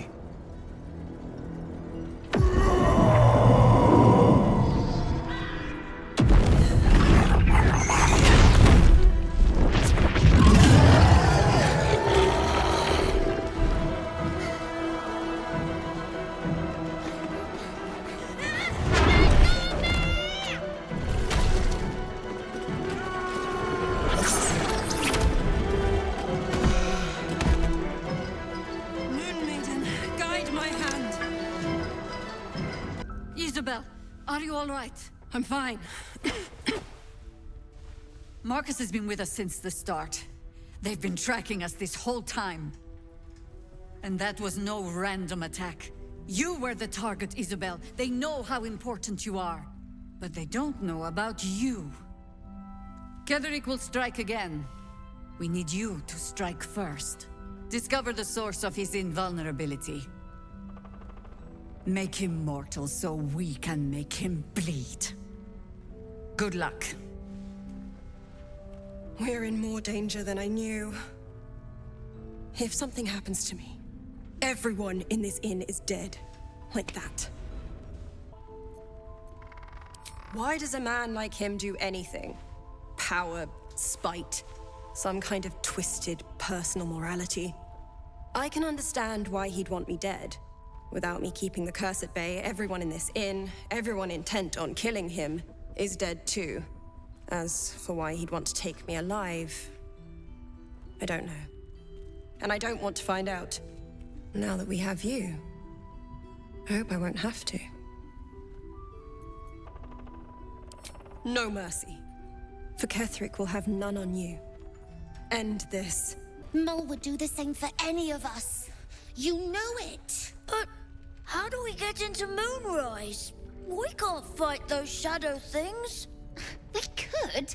I beat up those harpies, and they're way scarier than shadows. You know what Mole would hate more than anything? Bad things happening to us. You've seen what's out there. We wouldn't stand a chance. But it's our job to bring Mole back. Look at him. He's a proper adventurer. And if we got hurt, Mole would be really mad at us. Fine. But you gotta understand, Mole is family. Bring her back, please. He still won't speak. Just keeps going with the bloody song. Nothing of use on his person?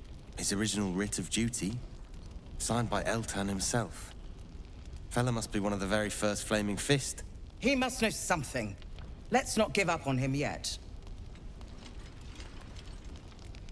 I don't suppose you found a way into the towers? Merciful Timora. That's the first piece of good news I've heard since Elturel. But I'm not pinning all my hopes on you. I trust you will do everything you can to free the Duke. But in case you don't find a way, I'll be heading to Baldur's Gate to seek reinforcements. The Council sent a carrier pigeon with news that the city has been dealing with absolutist attacks. The Steel Watch is holding strong. I'll request that Lord Gortash send some of them to aid in the fight against Moonrise. The curse won't harm them. Holy shit. That's my old boss. The guy who sold me to Zariel. You know the name Gortash, a councillor with considerable influence on Baldurian industry and politics. But he is no lord.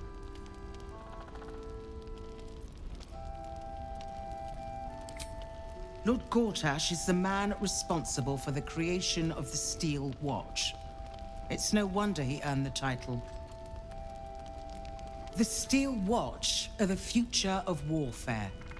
Gondian automatons that can be sent into battle without risking any lives, except those of our enemies. Lord Gortash had only completed work on the prototypes before Ravengard and I left for Elturel, but even they were formidable. With the Steel Watch at our backs, we can storm the tower whatever Ketheric throws at us, I'm sure of it. I'll do my best, but there's every chance I'll fall to the curse or the cult before I reach the city. Don't count on me and assume no aid is coming. Work with Jaheira. That Harper's mind is as sharp as her blade. Follow her guidance. Farewell. We'll meet again, God's willing. The journey back to Baldur's Gate won't be easier, but your task here is harder still. Tymora be with you. So Gortash is a lord now. I'd like to clap eyes on this Steel Watch of his. You already know the story. I was Gortash's bodyguard, loyal as they come, when he made the deal with Zariel. She got a test subject for her infernal engine. I never found out what he got. This is the kind of man who gets a title. Authority. Makes me sick. No. But they always seem to get it, don't they? Flame colour. That's your name, isn't it? Art colour? I'm Fistular. Thaniel and me are climbing up a tree. We need you, sir. One of our own's been taken, a Grand Duke. You might know something that could help us bring him back. We found him out in the shadows, just wandering. Nothing survives out there for long. Don't know how he made it, or where he came from. This is no physical ailment. It is a spiritual malaise. The man's mind has been gripped by the shadowfell, yet it has not broken.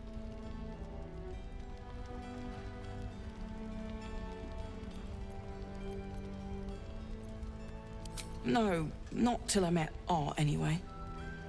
It seems to be all he remembers.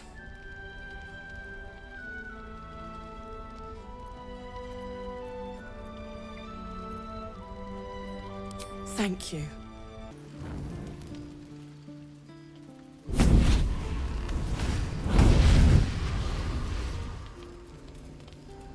Playtime's over, pet. Ah, I love this time of year. The dickheads start popping up wherever you look. What do you want, Mizora?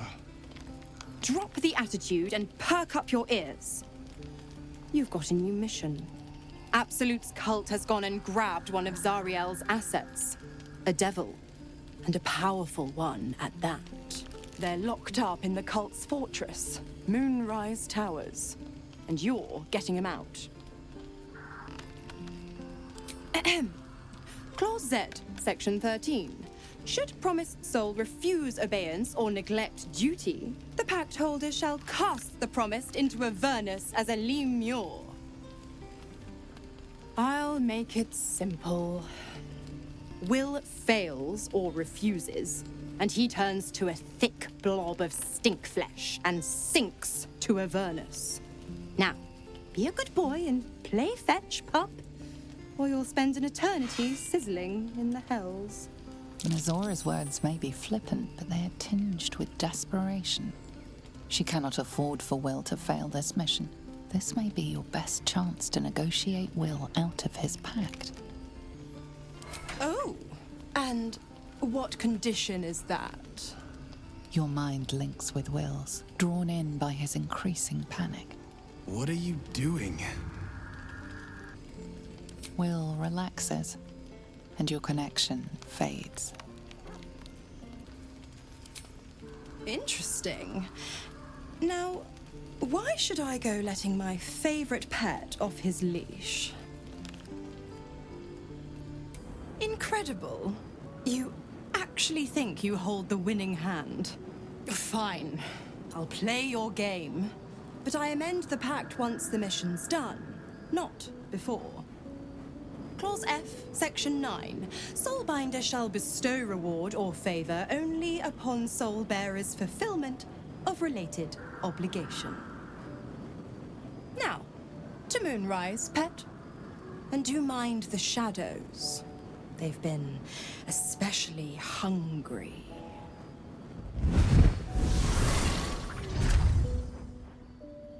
God damn it! Why did it have to be Mizora? Why did it have to be Zariel? We're supposed to risk our necks to get one of her assets? What if it's a runaway like me? Or something far worse? I never forget what Will did. Not ever. I'm here because of him. And I'd do just about anything to help him. But devils never lose. You know that, right? Sure, they'll give you a bit of tat here and there, but the house always wins. The more bullshit she pours, the more of it I'm forced to swallow. Mizora set me on fiends inside and outside the Hells. She's never ordered a rescue. Gods. She makes a mockery of everything the Blade stands for. Such an asshole. Not just rot. I'd have to fight. One of those mindless blobs clawing at demons on the front lines of the Blood War.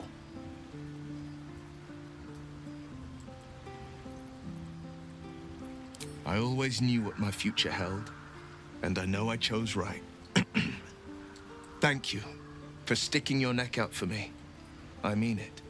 But I'm not going to celebrate till I'm actually free. I can feel Mizora scheming, plotting.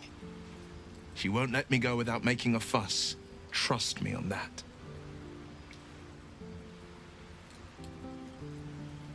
Then we know our mission. All roads converge at Moonrise. I was 11 when the Councillor spotted and slayed an assassin who stalked Father from the shadows. I was 13 when she brought word of a goblin warband advancing on Rivington. Her keen scouting saved 100 lives that day. The Councillor's loyalty to my father is beyond question. She's as steady as Tyr's heartbeat, as upstanding as the Sword Mountains. Father's at Moonrise Towers, and we need to save him. They want violence, they want control, they want Baldur's Gate. Who better than Grand Duke Ravengard to surrender it? Who better than the commander of the Flaming Fist to dismantle its defenses? They will infect him, and the city's guardian will become its ruin, unless we put a stop to it. We can't and we won't. The shadows be damned.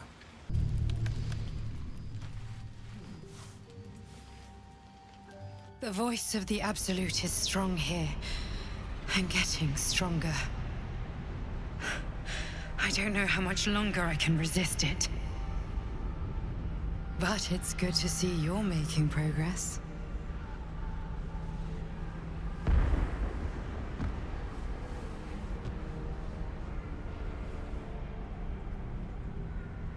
You took an unexpected route here. You did a brave thing, saving those people in the Grove.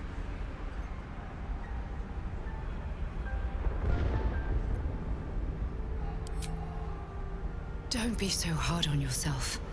It's not your fault the world is wicked. You did the right thing. It just doesn't stop. We are being bombarded by waves of telepathic energy. Wave after wave with hardly a breath between them. I almost dare not rest. Each wave a set of orders to the infected. The order for your transformation has been given many times already.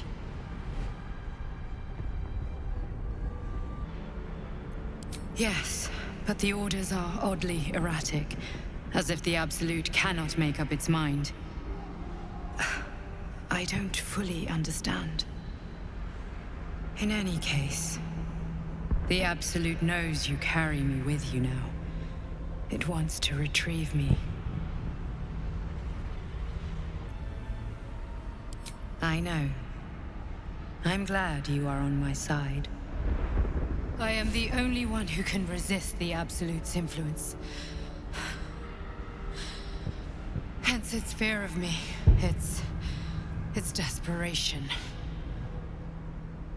Unfortunately, that also means it is dedicating more and more resources to my retrieval. The task ahead is monumental. But we're all that stands between victory for the Absolute and freedom for all. This is not just about you and I anymore. It has become far bigger than us. You must infiltrate Moonrise Towers, discover the secrets of the Absolute, and put an end to it. So we can finally be free.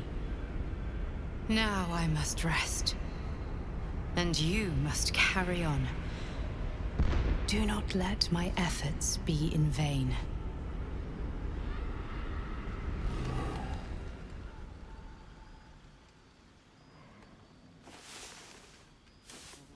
There you are. I was wondering where you'd run off to.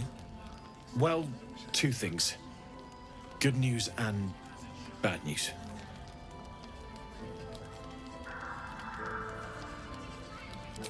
The good news, obviously. I only need one more piece of infernal iron to craft an insulating chamber that can make it possible for Karlach to... Touch people! Exactly! Oh my god. It's really happening. It's been so long. We've got the iron. Let's do this thing! Hang on! I think you'll want to hear the bad news too. Yeah, sure. But first, fix me. Please.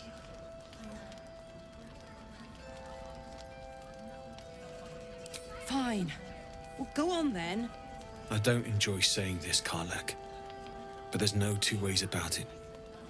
Your engine is going to blow and I can't fix it. I'm not sure anyone can. It's simply too hot to exist here in the material plane. Unless you return to Avernus for good, this thing is going to blow. Sooner rather than later. But still, you can give me something that'll let me touch again, right? Safely. Yes, but... That's all I need to know. Do it. Please.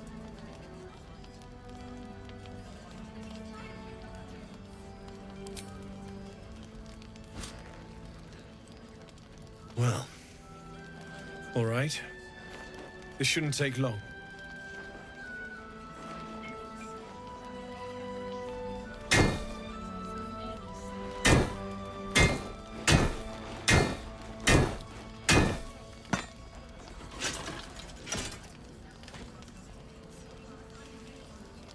Same as last time.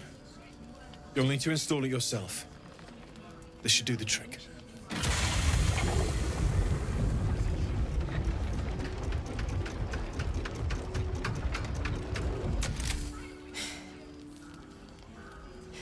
There. So, did it work? Only one way to find out.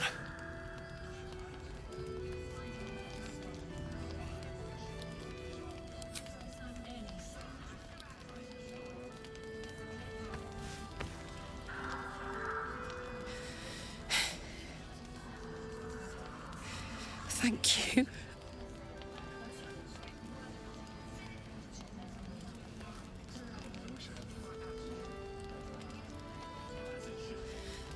I can't believe it. Thank you, Danon. Thank you so much. It's the least I could do. Before you go, there's something I need to tell you. That engine of yours, it's contained for the moment, but it's just too hot to exist here in the material plane indefinitely. I know you know that, but the thing is, there's a cure. I wasn't making any headway with the mechanics, none at all. The environment here is just too cold to sustain metals like the ones inside you. You have to return to Avernus. For good. Or this thing is going to burn you up from the inside out. And sooner than you think. The minute I set foot back in Avernus, Zarya will force me back into service. I'm not doing her bidding again. I'd rather die. I get that, but don't rule it out. The world just might be better with you in it. Even in Avernus. I won't stop trying to figure out a cure, but at this point, I think we all have to face the inevitable.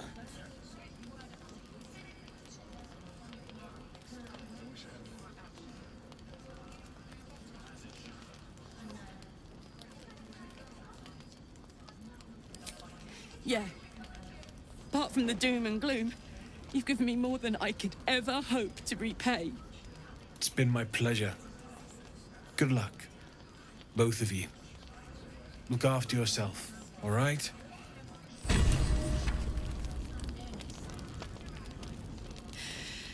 This is the best day. The best day!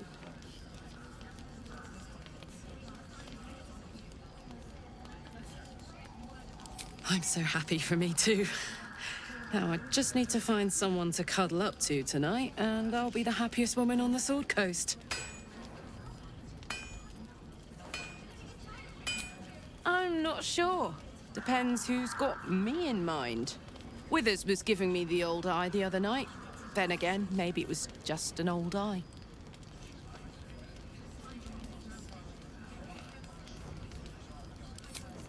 Listen, I'm never going back. If you said I could die right now, or live 1,000 years in the Hells, I'd choose to go out now with my freedom intact. I don't expect anyone to understand that. But I've been dealt a hand most people don't have to contemplate playing.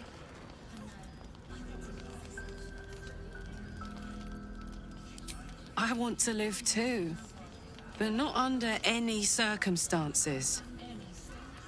I have the power to choose now. And I'm going to make that choice. Myself. But I don't want to talk about this now.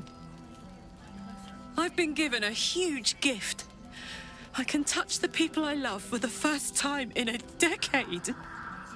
And for the first time in a decade, there are people I care about all around me. Let me enjoy that. Please. Thanks, soldier. I just want to celebrate this. At least for a little. Where lies your guilt? The Waning Moon. I am not people. Though many would question how wise it is to approach a stranger in the dark. Be on your way.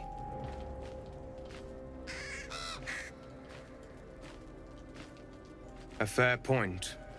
Perhaps this one could assist us. The murdered lie silent. The raven asks, will you be their voice? Forgive me. It has been some time since I spoke to another. This woman tended a bar where she took her patrons, her friends, into her confidence, promised their secrets were safe with her. Yet she turned their words into knives and stabbed them in the back. They died because of her, and to this day her victims lie unavenged.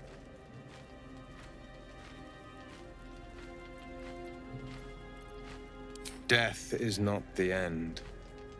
merely another beginning. I seek a record of this one's crimes, written in her own hand. Through it, I can summon her spirit and force her to face trial for her crimes. Not for one such as I. Your soul sparks with justice, with fortitude. This is your chance to bring a murderer to justice, to avenge her victims. Will you take it?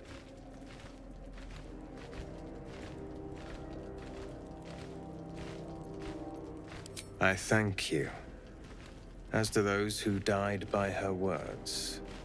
Go to the distillery, the one she calls the Waning Moon. Find the ledger and bring it to me.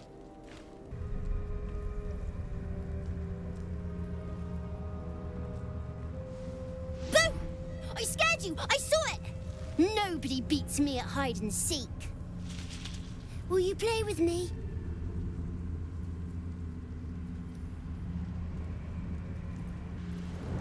I'm Oliver. I'm 7.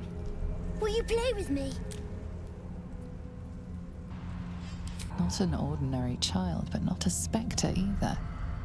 One part of a greater whole, something ancient and oddly sad.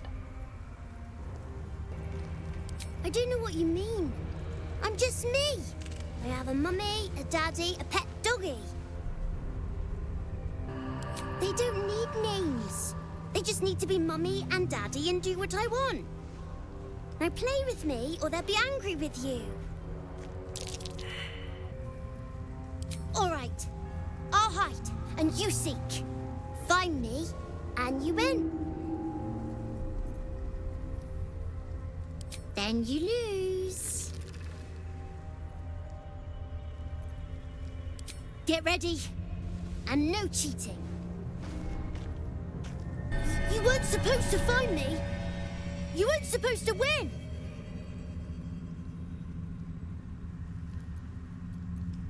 Good idea. You're smarter than some playmates I've had. They always tried to leave before I was done with them. Try to find me again, but my family will be looking for you at the same time, so don't get caught.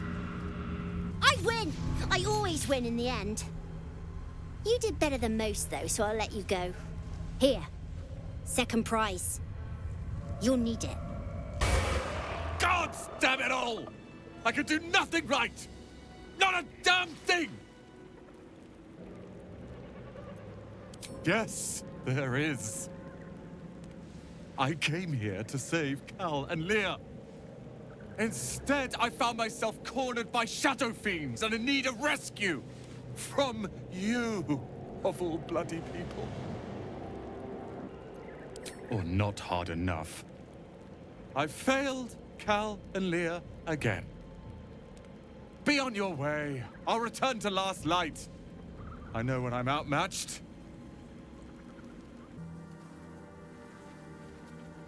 Hey! I know you. You're...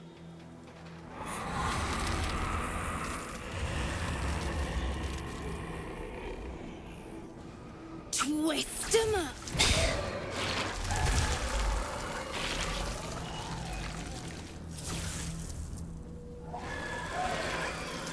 Hey, that's Arabella. Kid from the Druid's Grove. That snake woman nearly did her in. Looks like she's learned a thing or two. Sorry. It knocks the wind right out of me. I was looking for Mum and Pops. When Zevlor...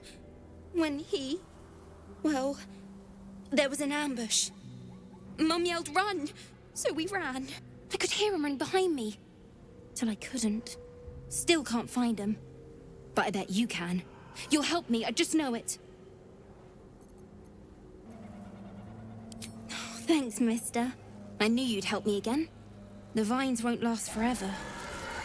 I don't suppose I can stay with you. Just till you find Mum and Pops. I won't be any trouble, I swear it. Oh, thanks. You're the best. So you send Mum and Pops there. I'll be waiting, hero man. The objective of the Scalpel Sisters is to soothe. For the scalpel indeed is an extension of Shah. See how the patient reacts when I but stroke the right nerve. Hear its comfort, hear the very melody of mercy. Pray, sister, show us the extent of your beneficence.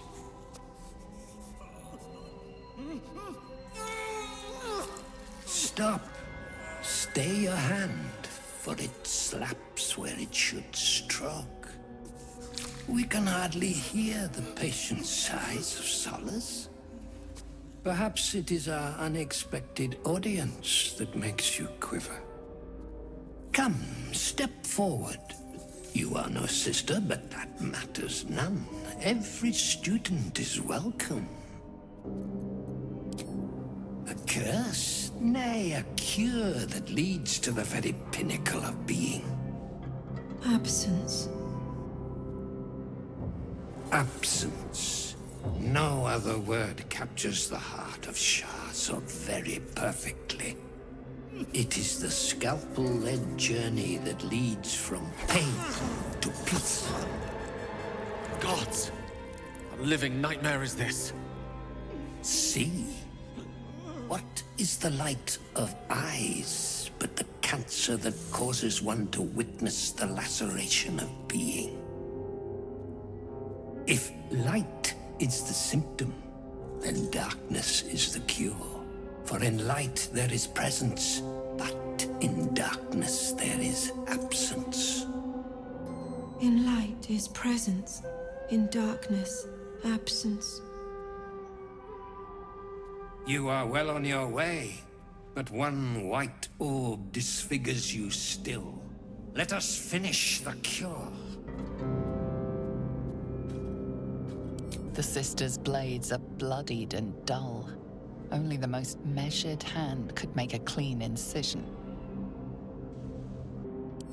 Their incisions are, as yet, still streaked with imprecision. That much I must concede. How to steady their hands, I wonder. The final lesson. Yes, for to teach absence, one must become absent. I see now. By example, I must edify and quell the light that blinds us.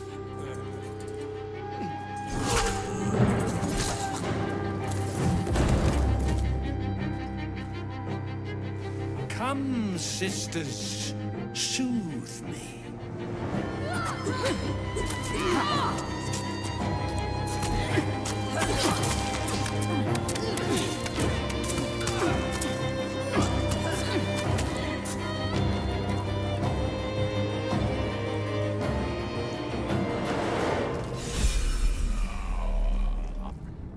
One day I'll get there. One day. Isn't it obvious? I stand on a stage, pretending. I was performing, and then the lights went out. I'm waiting for the curtain call.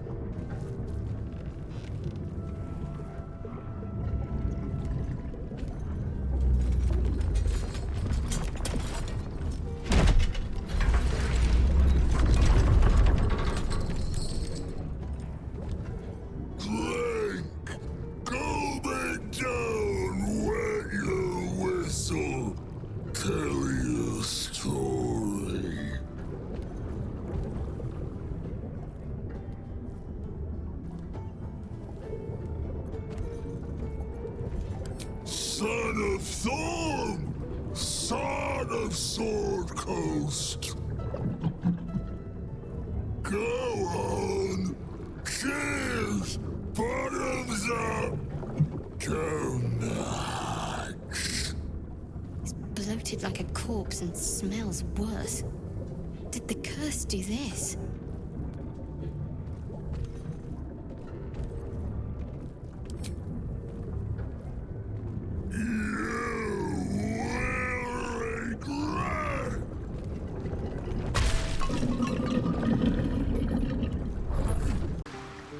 The shadow curse is upon us.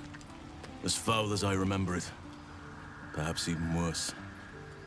But with the Oak Father's blessing, we may soon see it banished from these lands. He is? Then I must see him. Insensible or not, he knows something. Thaniel is no ordinary child. He is the very spirit of this land. If this fist knows where he is, then perhaps we can save him. Save everything. I will go to see him at once. Join me when you can. Thaniel and me are...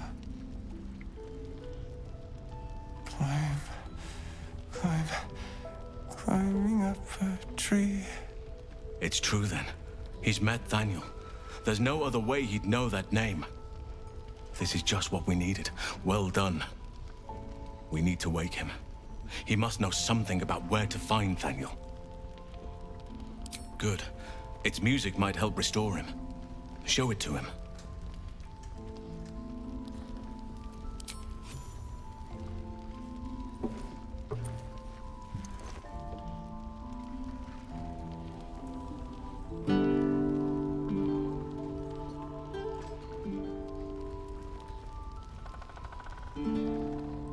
Thaniel!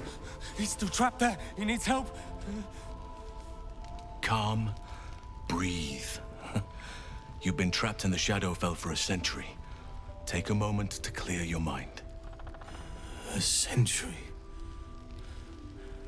You're Halsin. Thaniel said to find you. You must help him, please. I will, but I need to know where Thaniel is. If I venture into the Shadowfell blind, I will never find him. I'm not sure I can put it into words. The landscape there shifts and changes. Lavender. Whenever I saw Thaniel, I always smelled lavender. I can work with that. Rest now. Meet me by the lakeshore. I have what we need to proceed, but I'll need your help. Be ready. This may prove perilous. You're here. Good. Now we can begin. Thaniel is trapped in the Shadowfell, but thanks to your efforts, I know where to look. Now I must go there, alone. No. This opportunity has been 100 years in the making. It has to be me. And only me. But I didn't bring you here to witness an old druid's grandstanding. You have a part to play in this, and I trust you will play it well. With the Oak Father's blessing, I can infiltrate the Shadowfell, but doing so will sap my strength. I'll need your help if I'm to return. I need you to stay here, keep the portal open until I return, and defend it at all costs. The shadows won't be banished without a fight. Once I open the portal, they'll swarm like carrion birds and try to destroy it. You must not let that happen. Let's begin. Whatever happens, do not attempt to enter the portal, and do not let anything interfere with it. It took me years of study, of seeking the Oak Father's favor, to find a way to part the veil. Pray that this works. Oak Father, hear me, aid me. Force open the jaws of darkness. Make passage for your vessel of light. It's ready. I'll return with Thaniel as soon as possible. Stay close to the portal. Buy me what time you can.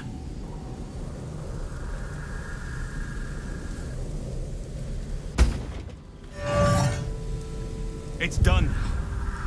I have him.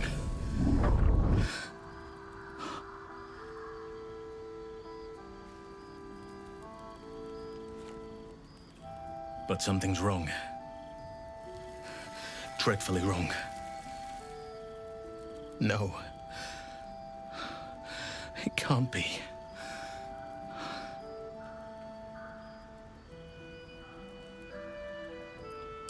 Yes. I'll bring him back to camp.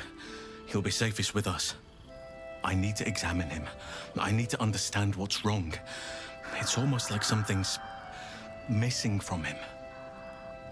Come see us when you can. Thaniel is resting, but it's no easy slumber. I discovered what's wrong with him. The shadows rendered him in two when they bore him away to the shadowfell. Half of his essence remained here, amidst the curse. What stayed behind would have been the strongest part of him. But after all these years left in the darkness, corruption must have taken hold. It's both simple and not. We need to find Thaniel's missing half and make him whole again. Only the missing half may not come willingly. The curse will have sunk its tendrils deep, twisting Thaniel's essence into something else. And you saw this boy yourself. That can't be a coincidence, but we need to be sure. And I truly mean we, if you wish. Every moment counts, and I've asked much of you already without being at your side. This doesn't have to be your burden alone. Every moment counts, and I've asked much of you already without being at your side. If you want me, I'm yours. Against the curse, against the absolute...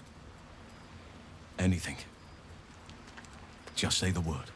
I won fair and square. There's no point in playing again. I want a challenge. Though shrouded in shadows, the child's resemblance to Thaniel is unmistakable. This must be his dark half, warped by the curse. Go on, find someone else to play with. Spoil sport. I'm not going back. I like it here. I've made a family for myself. I get to play all the time.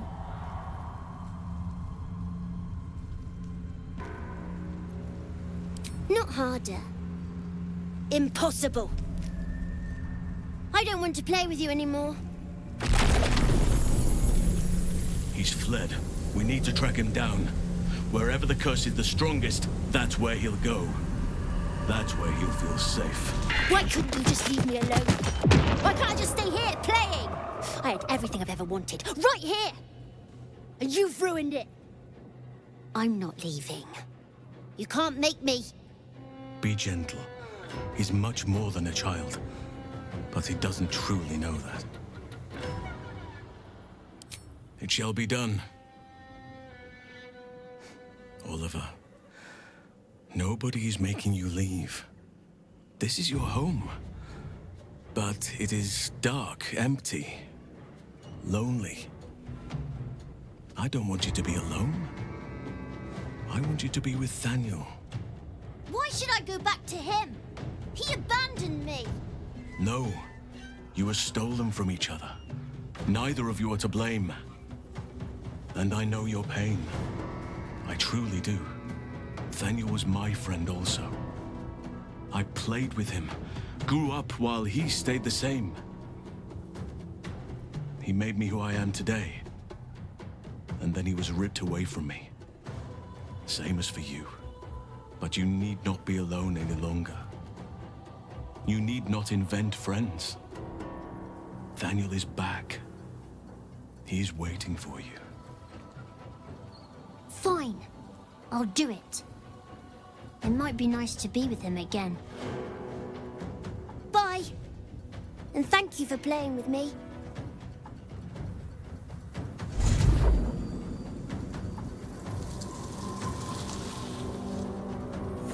It's done, at last. Soon the land will be unshrouded. We should return to Thaniel when we can. The druid Halsin spoke to me while I was sleeping. He spoke of you. Said that you fought shadow and spite to restore me. 100 years of sickness almost ended. I feel every root that riddles the earth beginning to unfold. But there is one anchor, still holding the shadows in place. The soul that brought it into being, for the land to heal. Ketheric Thorm must die. The air stirs in trepidation. You have the ledger.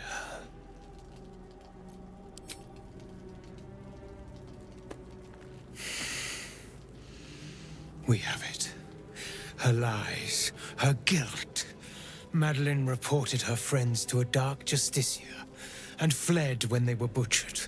Well, she flees no more. I will be the conduit for Madeline's spirit. I will force her to face trial, and you will be the judge. Make her beg. Make her suffer. There is no justice for traitors, only pain.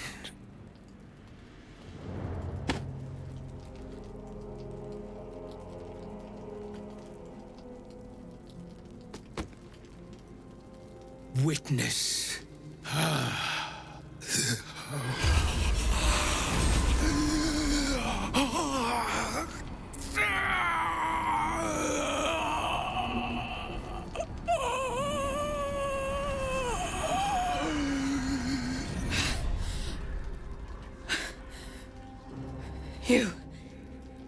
He said I was gonna be punished. That you'd be the judge. But I didn't mean to hurt anyone.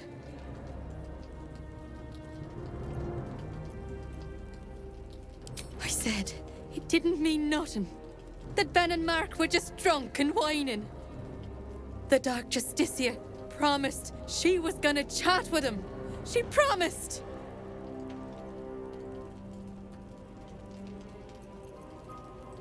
The Dark Justiciar said to report everything, big or small. She ain't the type you say no to. She gave him a dagger each and told him to press it against their stomachs on the count of 3 to start stabbing and not stop till she said so. She never said stop. I'd do anything to take it back. Anything.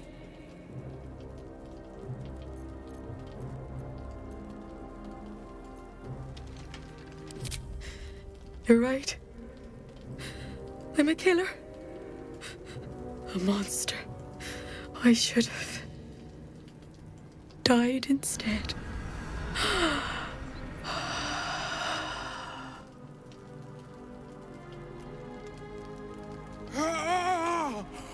Glorious. Look, my hand still shakes. You broke her most thoroughly. Well done. If you are satisfied, then so am I. You have done well. Her pain and anguish were sublime. I will treasure it. Here, for your services. Should I find another murderer in need of torment, I shall call upon you. Farewell.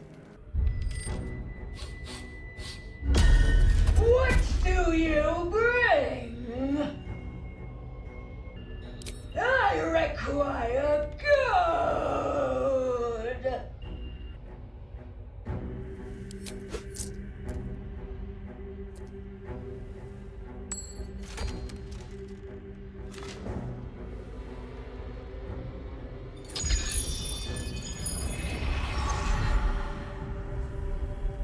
More!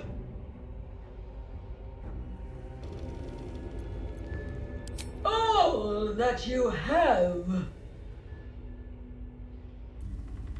You may pass the river, but first you must pay. The gold is not for me. The gold is for the toll. I collect the toll. I collect the gold. But gold? Gold? You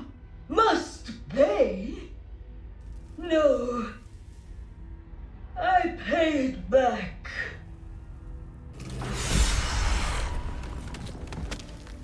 Approaching Moonrise without a tadpole companion is a dangerous proposition. Are you willing to risk being detected by the cult? Steel yourself and venture forth. That's far enough.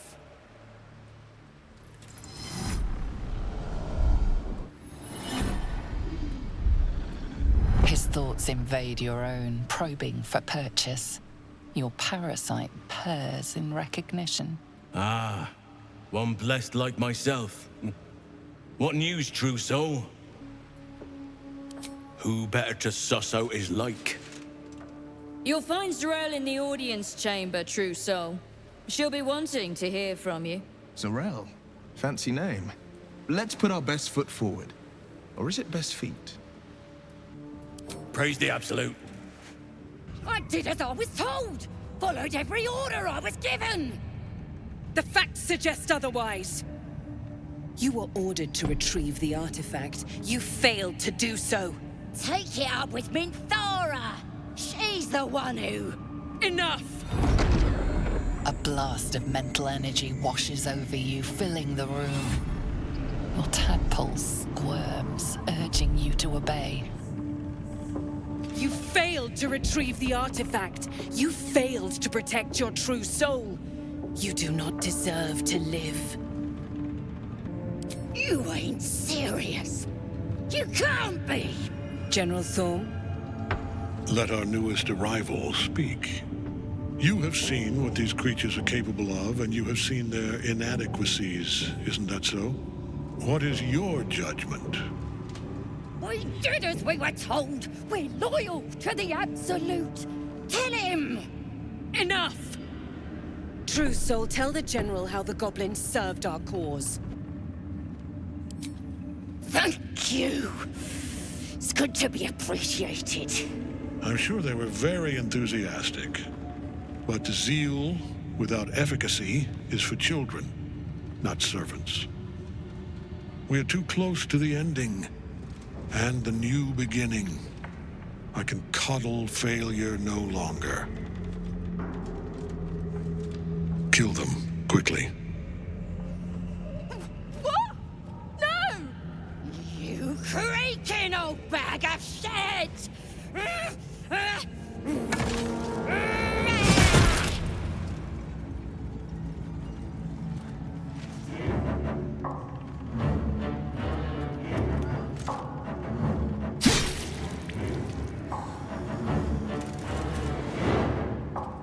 I'm so sorry, my lord. She's an unbeliever outside my control.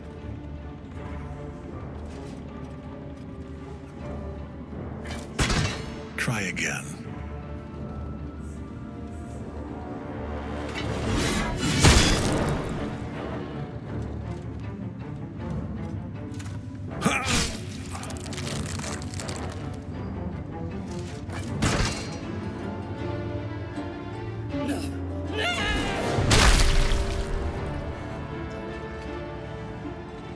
Dispose of the rest as you see fit. Or better yet, put that true soul to use. You have far more important matters to attend to. Or have you forgotten? Of course not, my lord. Thank you.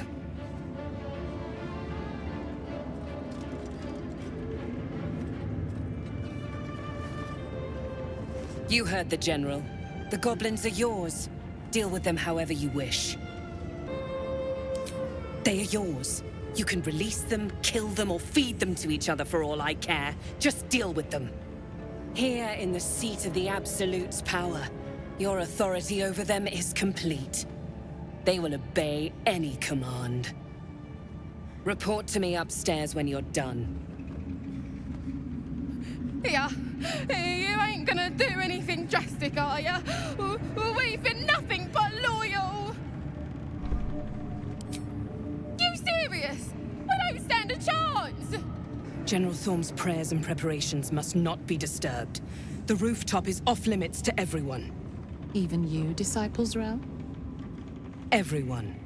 Keep watch and ensure that nobody passes. Excellent timing, true soul. The goblins, tell me how they suffered. No, better yet, show me. Her mind enters yours abruptly, flickering across your memories in a blaze of excitement. Tongues of psychic flame lap at the memory of the goblins dying by your hand. I see you like to handle underlings physically. So do I. For a while, but I get bored of people awfully quickly.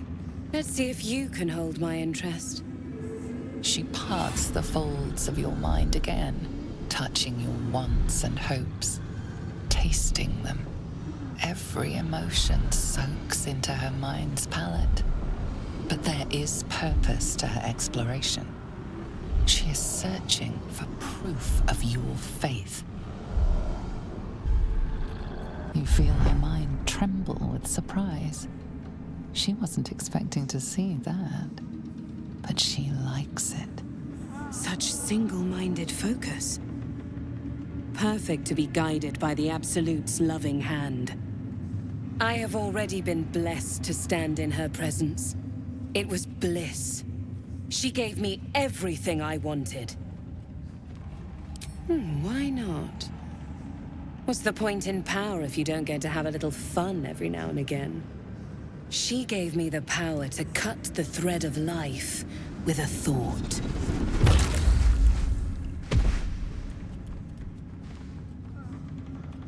But I can caress as well as cut. That's why you should stay on my good side.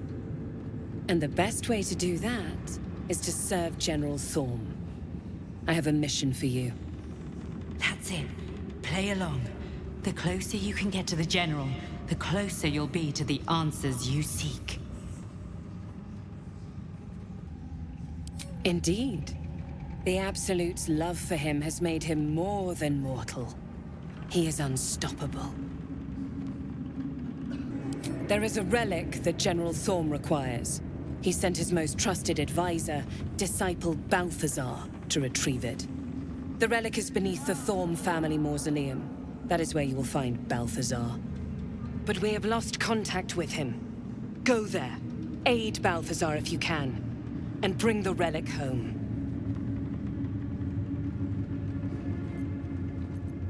Death would not silence Balthazar for long. But dead or alive, he is lost. Whatever has become of him, it is the relic that matters. It is something that General Thorm desires, and that he has ordered us to retrieve. That is all you need to know. She's suddenly nervous, on edge. Talking about the relic makes her anxious.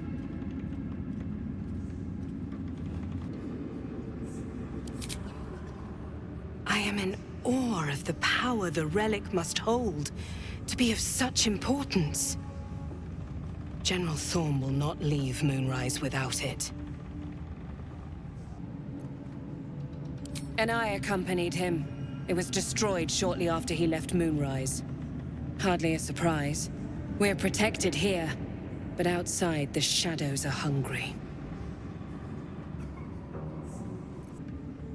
Fine. Talk to the Bugbear Quartermaster. Tell him he's to share my secret stash with you.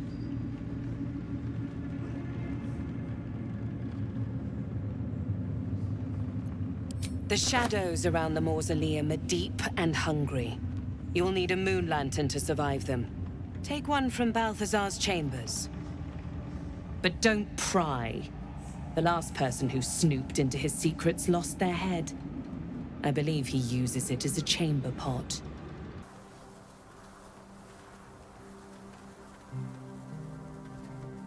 Our hero thought but of treasure ahead, did not consider the peace of the dead.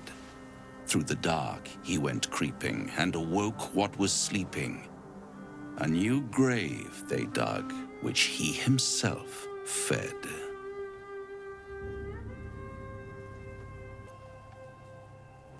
Until it was perfect. I've grown quite fond of you, you know, in my way. I thought it only fair to warn you about the dangers ahead.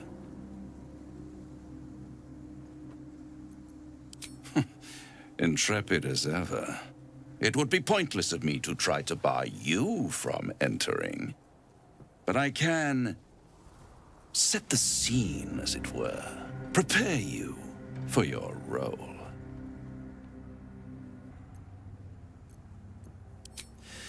There is a stage down in the dark upon which a great drama has suspended itself in time. Its actors dwell there still, mired in the languor of their long, tired scenes. If you, however, through the dark, go creeping and awake what is sleeping, chances are many more graves than yours alone will soon be fed. Very well. There is a creature that lurks in silence and shadow. A creature who, like me, is very much of the infernal persuasion. Should it make its way out through the very doors you are about to brazenly swing open, you'll have unleashed a pestilence upon this realm. In truth, it is carnage incarnate. So if you meet the devil of which I speak, kill it. Consider no other course of action. This creature and I go back a long way. I admit it would be in my best interest as well should it remain trapped in the dark. Or misplace its head, perhaps? I should not relish its reacquaintance. Let's leave it at that. You have it in you to author a thrilling finale if you heed this warning. Do not underestimate this opponent. At best, you will have the blink of an eye to strike. Strike first, strike true, defy the odds, for they are distinctly in its favor. That much I owe the bastard to concede. After all, if there is one rule I hold dear, it's that one must always give the devil his due. Good evening. I'm here on behalf of Gale of Waterdeep. He wishes to extend you an invitation for a private conversation in a more suitable locale. Gladly. Simply follow yonder path, and soon you will find him.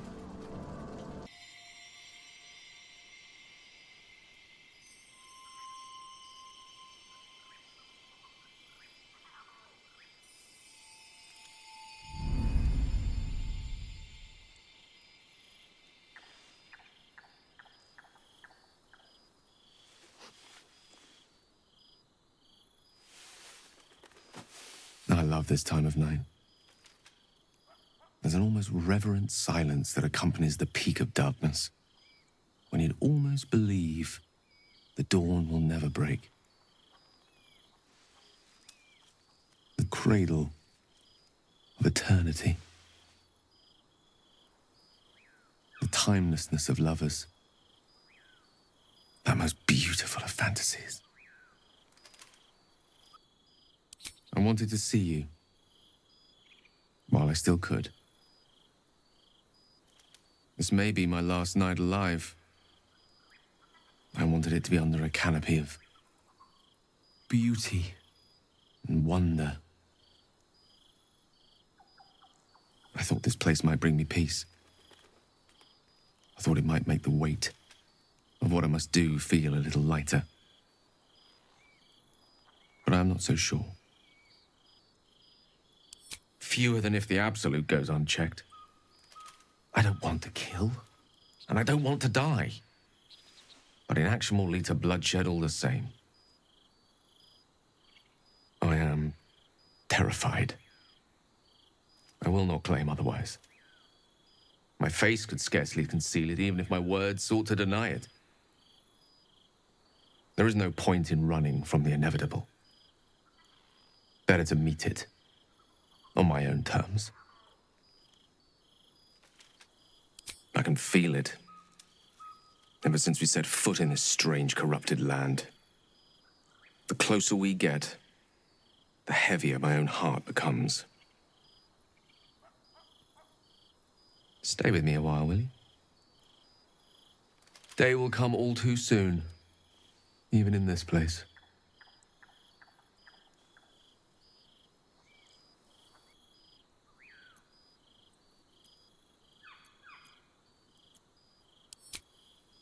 Yes, but there is so much to live for and so few moments in which to house it all. Damn you. Damn you for giving me so much to care about. Our friends, our adventures. This would have been so much easier if it was just me, but it isn't. If there is a way, any way, to save all that's grown dear to me, I want to seize it. I just cannot fathom what that might be, other than to fail Mystra and condemn the world. Stay with me, will you? I don't want to think of it anymore, but I don't want to be alone either.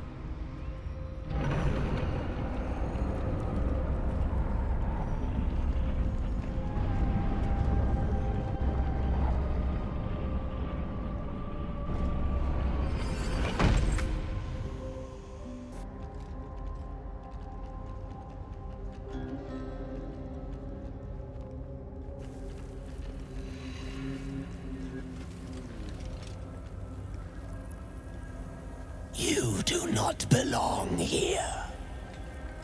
Your mind upends.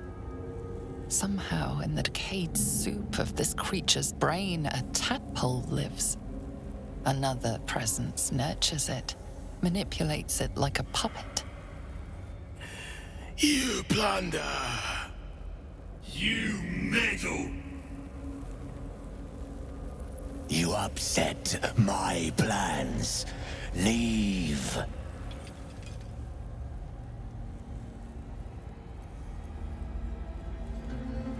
Z'rell lacks imagination.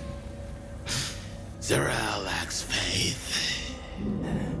Z'rell lacks in many ways, but I do not. Leave before... Huh? Stupid worm-infested cockhead! You have awoken the shadows! My forces are split. The defenses are thin. Rally on me. A wall of bone and blade against the darkness. Now! Hurry inside, or your racket is liable to...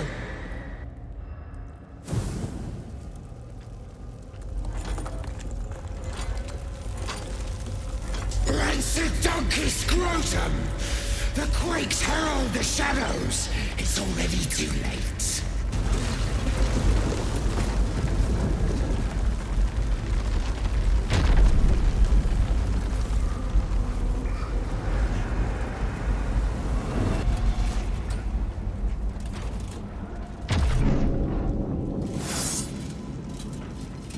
Head inside now.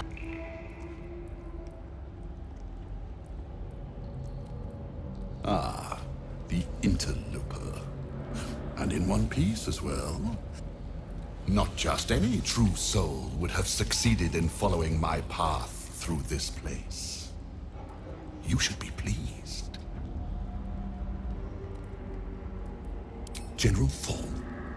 Rubbish. Everything is at hand here. Z'rell merely envies the General's faith in me. I am in the midst of a grand strategy. But you're here now, and I may be able to put those limbs to work.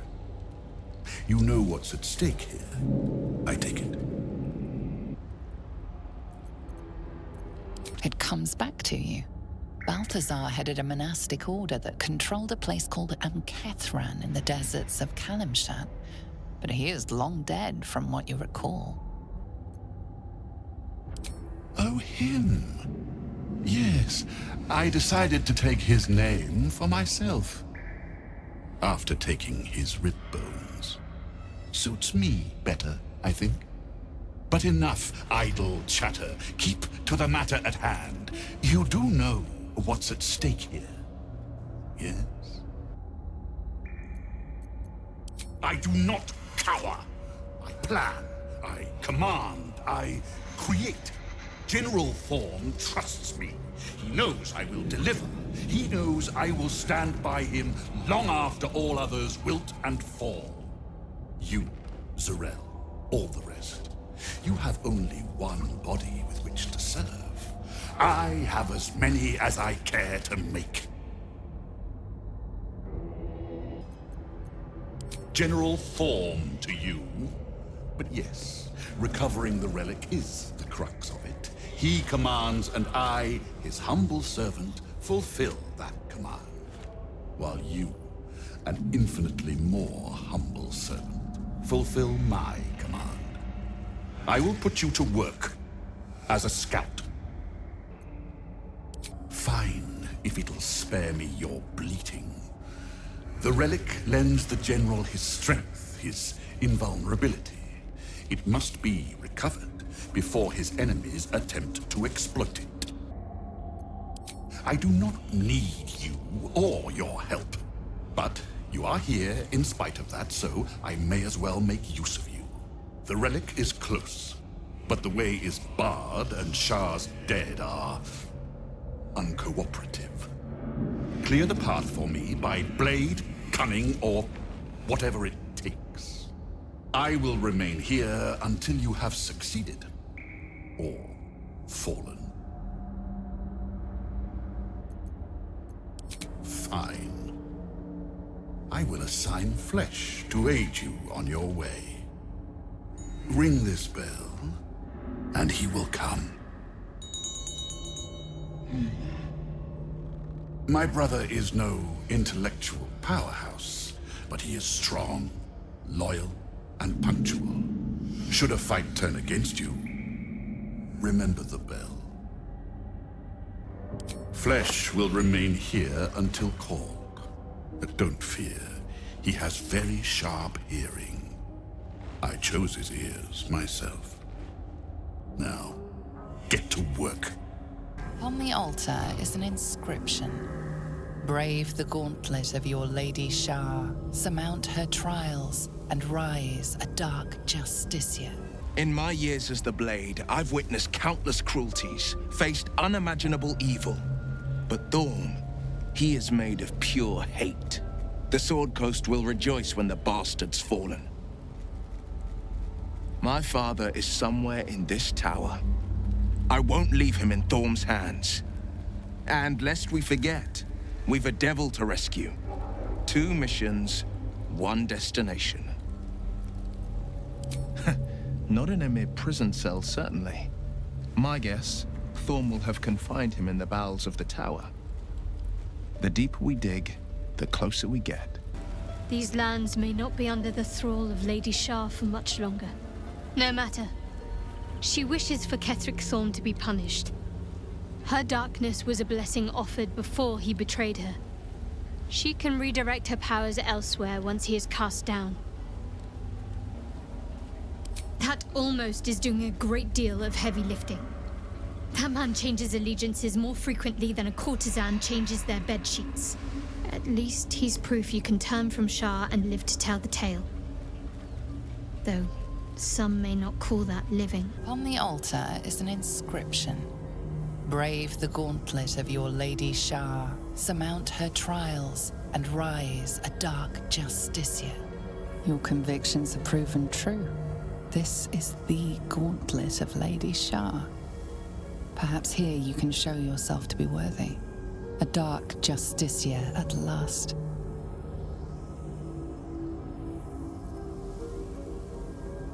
The Dark Lady's cadre of elite warriors. The most faithful, the most envied, the most ruthless. Lady Shah's values are clear. Her children must excel in stealth, combat, and navigating her sacred darkness.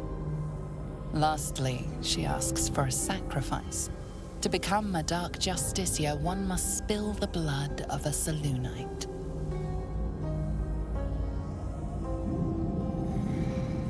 There are recesses on the altar that look intended to house something. Another such receptacle already contains a gemstone. Wait.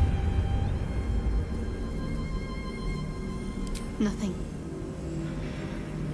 Nothing's wrong at all.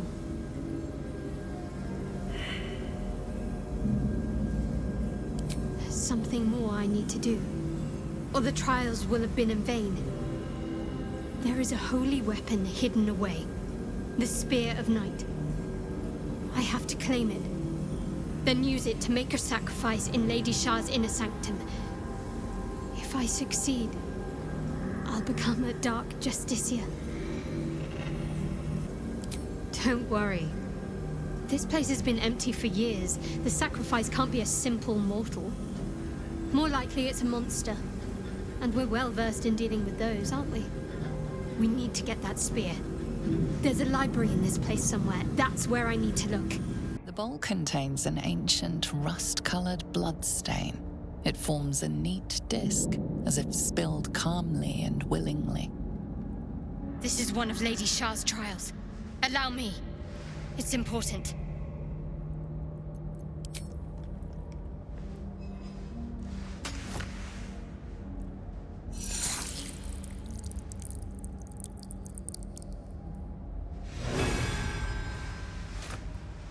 Your conversation has been cut short. These prisoners are for Disciple Balthazar's attention only. Your association with Disciple Balthazar inspires respect and a touch of fear. You are free to speak to the prisoners. You want to help? The gnomes couple cells down are up to something, and we're in. I can't read bloody minds. Go on, before someone sees. You ordered that guard about as if you were the Absolute herself. What do you want with us, exactly?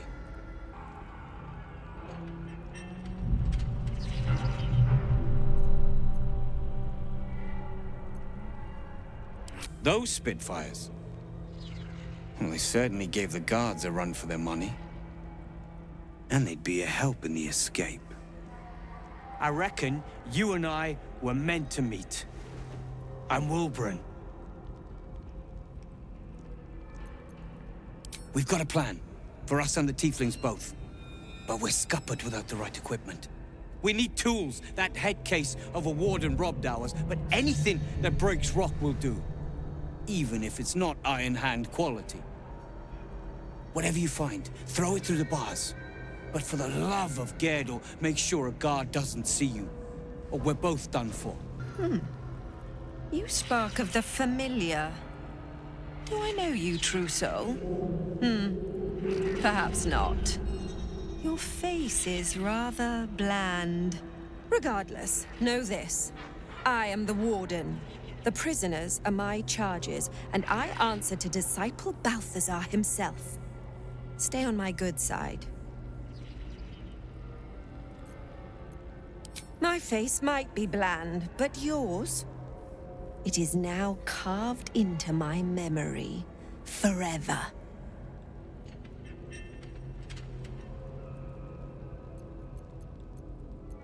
Anyone who refutes the Absolute is an enemy of mine, true soul. You would do well to remember that. Your mind swirls with information about the prison. The small levers behind the warden's desk open every cell, while the larger one triggers the alarm. And interesting items confiscated from prisoners lie above the warden's office, just up the ladder. If you are going to stare, kindly do it elsewhere. As I said, you are free to roam where you wish, but do not speak to the prisoners.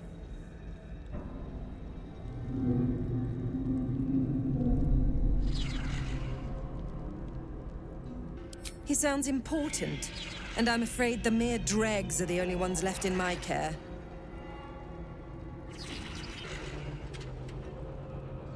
Indeed. But all are kept out of reach and under constant surveillance in the office above. Prison security is my highest priority. Good work. We're gonna wait until it's quiet and then bust out the back wall. We'll grab the tieflings along the way. We'll need them if it comes to a fight. You, however, are the clincher. Once we move, keep the patrols busy. If the bastards spot us, all of bloody Moonrise will come down on us. We'll move once it's quiet. Until then, be ready. Boat's good to go. All that's left is to ship off. My plan for now is to hide out on the water. Unless you have a better idea. Safe? That's no small claim in these parts. Lead the damn way.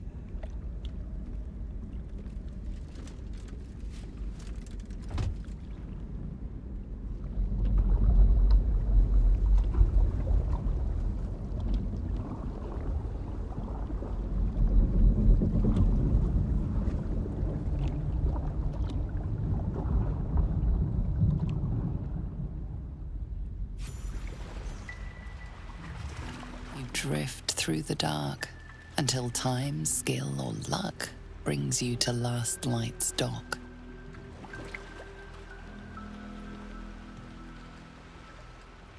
Hold there!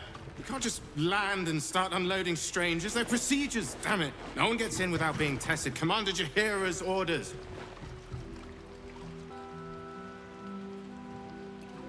Here, form a line. Let's see if the Absolute's little pet recognizes any of you. The Absolutes what?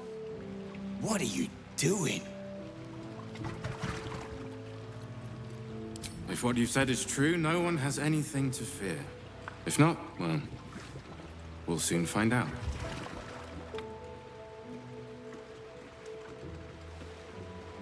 Now, form a line.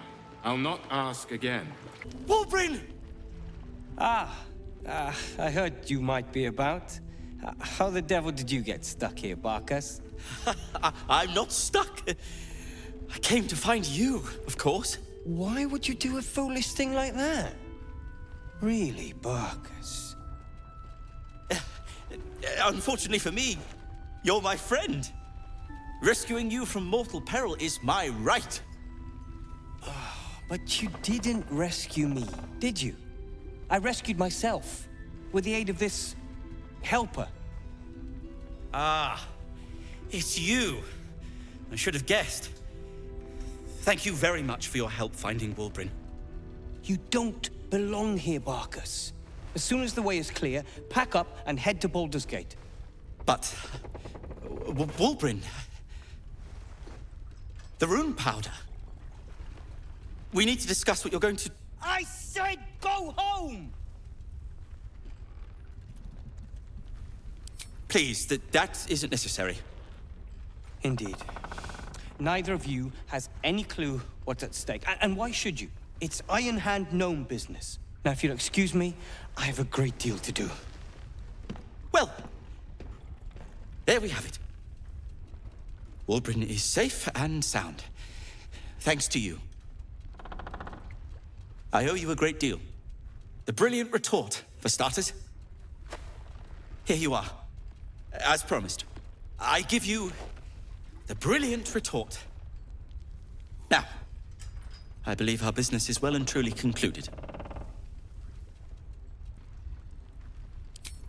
Don't judge him too harshly. He's been through a lot. When he's had some rest, he'll be back to his usual self. Nonsense. When you've known each other as long as we have, there aren't sides. Wulbrin can be a little sharp, but so can I. You should know that better than anyone. Well, perhaps Wulbrin is right. Perhaps I ought to return to Baldur's Gate. Perhaps I will. Yes. Yes. That's a nice idea. Thank you. Your party is gathered. You are ready. Or so you hope.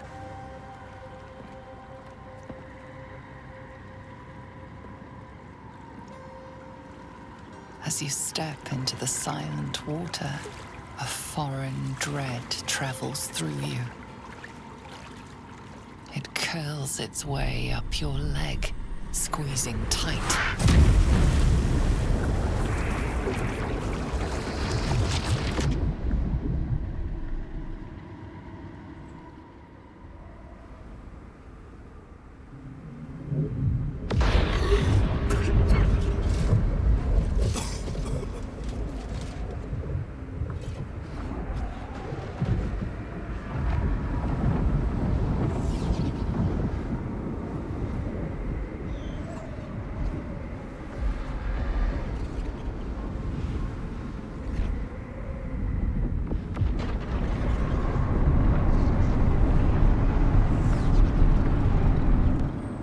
Lady Shah. I can feel her all around. This is her domain. This is the Shadowfell. You did well. Better than I would have credited you with. Now, hurry along and bear witness to my masterpiece. This is the Dark Lady's domain. He does not belong here. Raise one finger to me, and I'd sunder you like lightning would a rotten oak. Now, enough dullard questions. Follow me.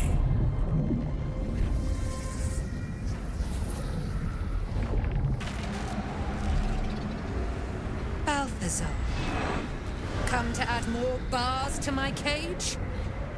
Or perhaps to lead this would-be Justicia's blade directly to my heart?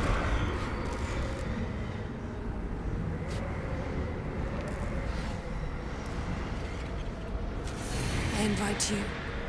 Heap more sins upon your head.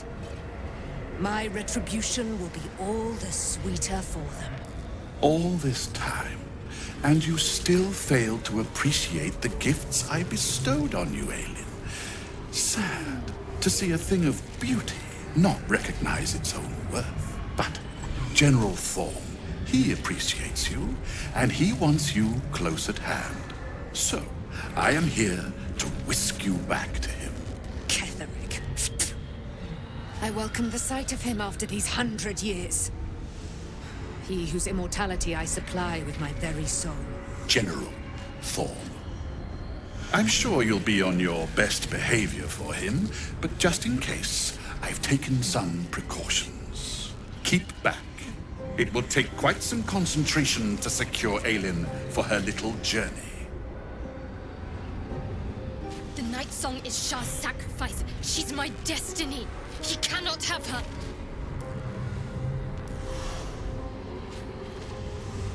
Person? Please. You insult her. You insult me. Aelin is so much more than that. She is an Asimar, bound to a soul cage of my creation, and lending her immortal strength to General Thorm. Her power, his will, and my genius. An unsurpassable feat. Ramblings most unsane.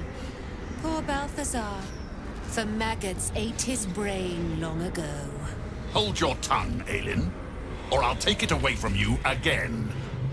And you, no more questions. No more interference. Dead man, you haven't been paying attention, have you?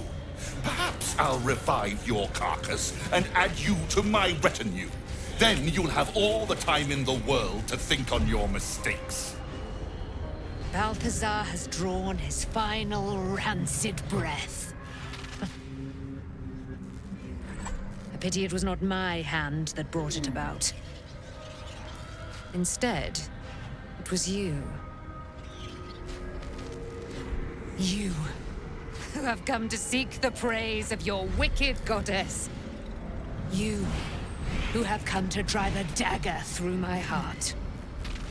Not a dagger. A spear. My Lady Shah's spear. Her fate is mine to seal. Let me handle this. The fate you seal is your own. To be a Dark Justiciar is to turn your heart from everything but loss. You will know no love, no joy, only servitude, until of course your mistress inevitably discards you. And there is much she does not tell you. A terrible blood price that may extend beyond my own death. You feel Shadowheart bristling. This is important to her. But your bond is strong.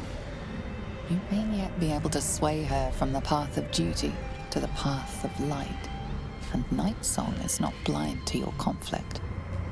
Behind that raging heart is the restless beat of one who knows too well that her fate hangs in the balance. Cannot allow! This is my mistress's will, my life's purpose!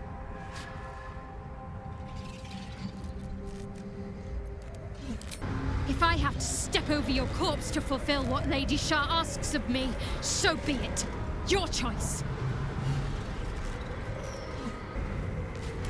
Well, well, well. What's that I sense? A spear intended for my heart? Empowered by your goddess, I. Empowered to kill the child of a god. Do you know what I am, little assassin? For I know you. A lost child. Frightened by wolves in the dark. What did you say? Much has been promised to you, hasn't it? But what has been taken from you? What do you know of your own heart? Your own life? I sense more in you than you know. What do you think? What should I do?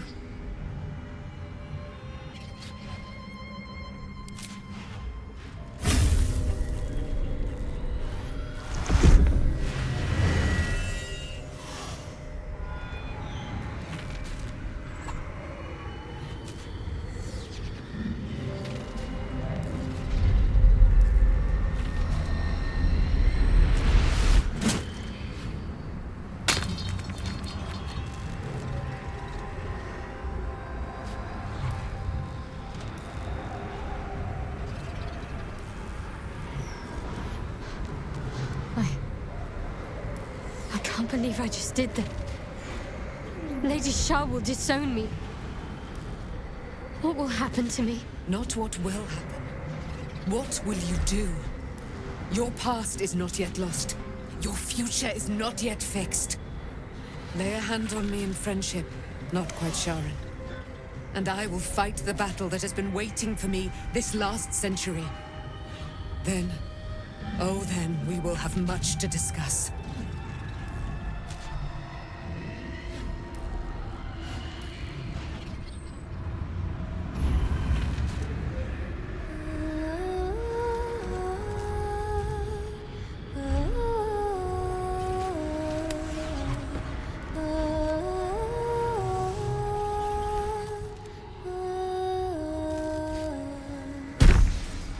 Lady of Silver, hear me. She who guides the Moon Maiden Saloon, mother of the so-called Night Song. The Night Song is no more!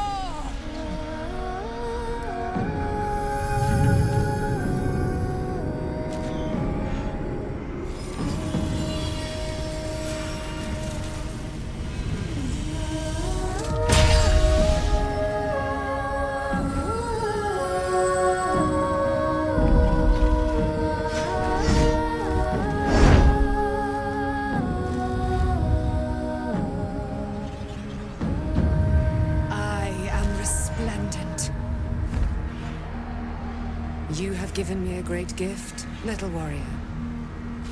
Don't you find it oh so curious that you would spurn your Dark Lady? Perhaps you feel a stirring of the truth already. But that will come later. There is a battle yet to be fought. You have done what we feared was impossible. You have released me from a century of sorrow. Your power is great. So too must be your weapon. You must choose what you will wield. And the Moon Maiden will provide. Thus I have said. Thus will it be so. Are you ready?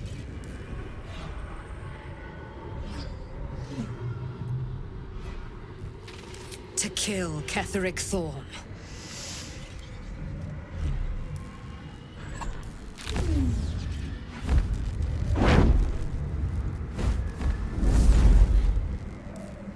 We need to leave. Lady Shah won't stand for us to be here, not after what we did.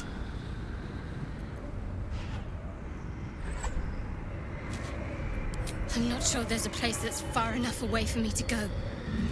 Lady Shah must be angry. But there's only silence. Let's get out of here, please. Whatever's coming, I don't want to be in the heart of the Shadowfell when it finds me. The Night Song will be headed for Moonrise Towers. We'd better get there and see what she's unleashed against Ketheric Thorm.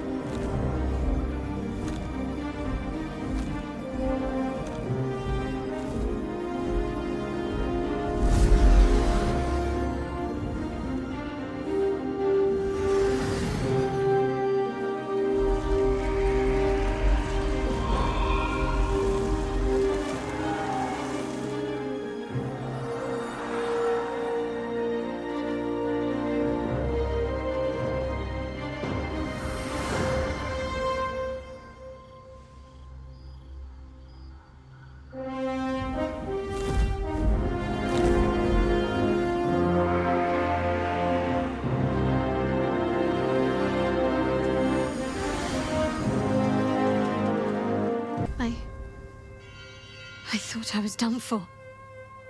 I thought perhaps I might have been dead. This is all like some sort of terrible dream. But it's real, isn't it? I stood before the Night Song. I heard Lady Shah's words. And I failed her. Worse than failed her, I defied her. Just because of what that Asimar said. I tried to leave, but Shah blocked me. Punished me for failing her. I thought I knew the limit of pain that the incurable wound could inflict, but I had no idea. It felt like I was suffering the agony of 1,000 people all at once. My blood was boiling, my hair was on fire. I thought I'd claw my own face off with the pain. But then she released me. Banished me, more like. She said I was an outcast. That all of her children would know me and revile me. Shadowheart looks distraught, abandoned by her goddess and all former allies. And as for her divine magic, admitting who empowers her now may break her spirit for good.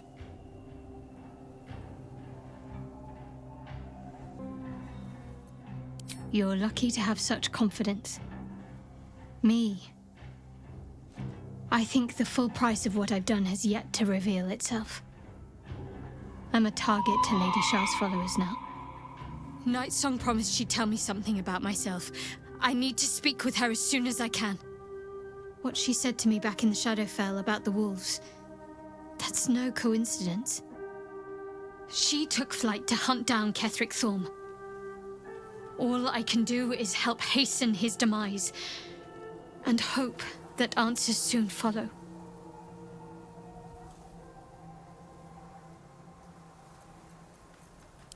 When the chance arises, I must speak to Night Song again. Whatever she claims to know, it may just help me make sense of everything.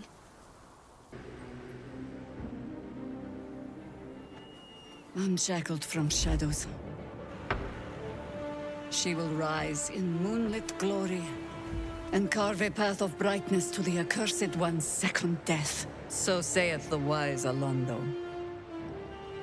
That beacon of angelic wrath has taken the fight to Ketheric on the rooftop. In the first line of defense are dead. But storming the tower won't be easy, and if we wait too long, Ketheric will gather his strength and retaliate. For now, though, he's on the back foot for the first time since he returned from the grave. This is it. The spearhead moment. You brought us this far. So how shall we proceed?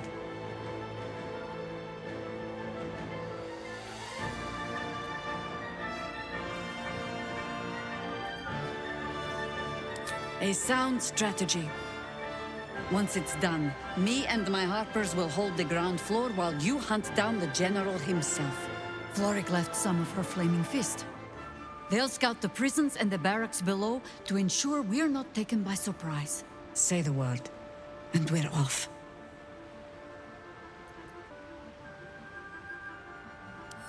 At the ready, harpers! In this light, there will be victory. In this light, we will avenge the fallen!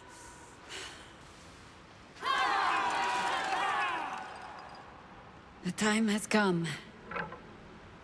Ketheric will taste of death at last. You dare show yourself here after all you've done? You have betrayed me, you have betrayed General Thorm, you have betrayed our god! And for what? These harpers. Moonrise will be their tomb, and in death, you will all serve the Absolute. Like a kitten roaring at a tiger. Boys, make this traitor bleed. As long as we hold this floor, the tower is ours. I'll stay here. Ensure no one comes up or down without a scimitar welcome. You're close now. A final audience with Ketheric Thorm awaits. Ha! Keen eye. I suppose I could be persuaded. Fair enough. The time has come. Ketheric will taste of death at last.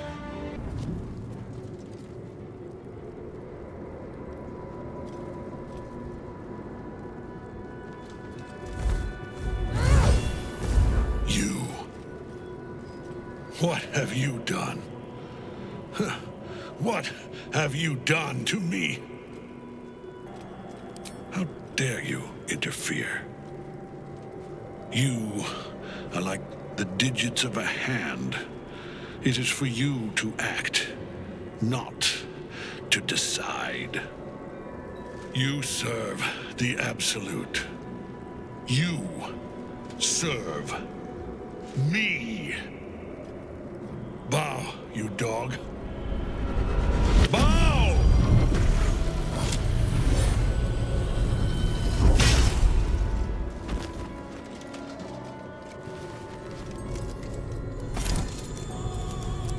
The prism. You've had it all this time, you worm.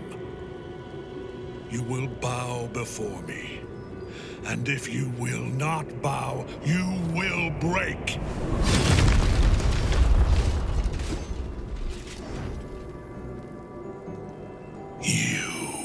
How good it is to see you again, Ketheric. At last you found a godmaster that suits you, it seems. Halen, the thief. You stole Isabel from me, and now you think you'll take my life in the bargain? You dare to speak her name?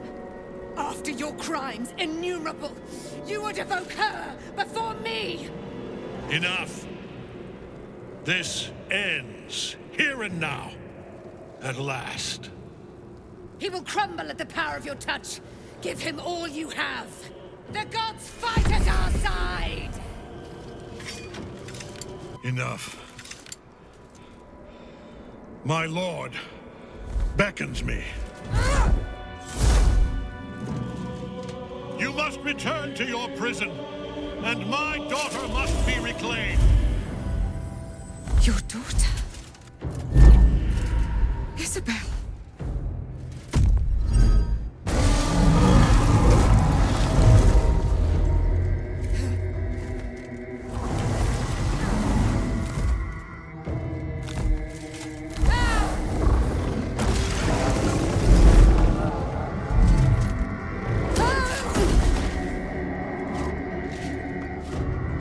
You will fall as sure as she.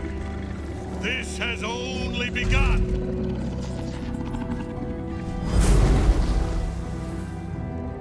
The hole yawns back at you, impossibly wide. A single tentacle burrowed through stone.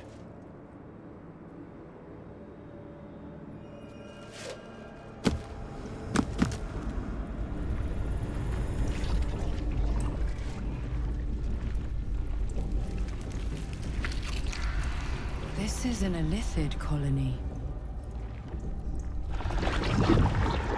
This must be where they harvest the tadpoles. We're close to the source of the infections. Friend, you found the helm! We remember you well. You saved us once. Perhaps you can do it again? They are not kind to us here. We are different, they say, aberrant. They wish to repurpose us, destroy what they cannot fix. Please, help us escape harm. Oh, thank you. Thank you! You are a good friend. No. More. Rescuer! No will sparks behind his eyes. His mind has been hollowed out to better echo the commands of the collective. You could kill it, end its miserable life of enslavement. Surely that would be the humane thing to do. Or you could take advantage of its vulnerability and plunder what's left of its hollow mind for anything that could serve you. Master. No. Down. Deep. 1 of 3. 1 of 3.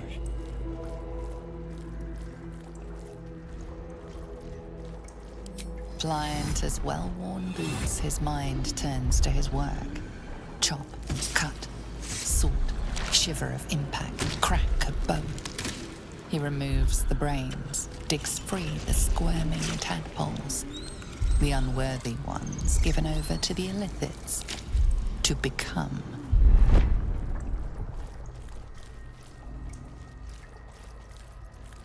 Part of one mind. 4 little feet dancing to same song. With a lurch, you realize he means the intellect devourers. Here, the brains are harvested, made part of the hive mind. But there is one little kitty dances to another song. Same song as you.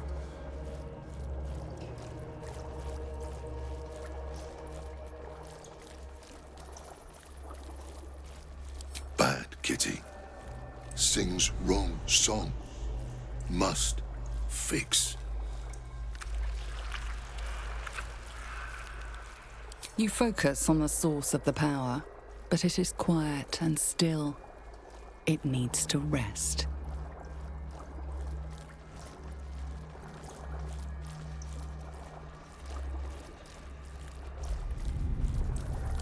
Yes. Yes. Take. Only one song remains. Careful petting. Sticky. We are free! Thank you, friend. But perils remain, near and far. Better to stay together. You and us, we will remain with you. Call us, and we will be at your side. Fine bones, sharp jaw. Some variety of elf?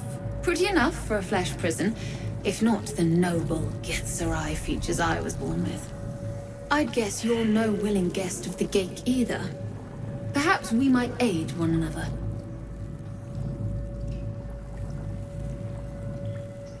Oh, for a set of hands to slap your face! The Yankee lost their way the moment Gith threw down the Gate Empire. Only we, Zerai, continue the war to end the Gate forever. Only we fight them on their own battlefield, the mind.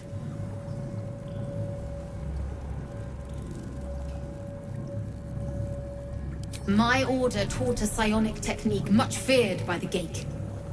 They destroyed us for it, and kept me as a trophy. I never broke, but I've spent all these centuries awake, aware. So here is my offer. Use your tadpole, erase me, and I will pass my technique on to you. You catch the lie. The monk isn't telling everything.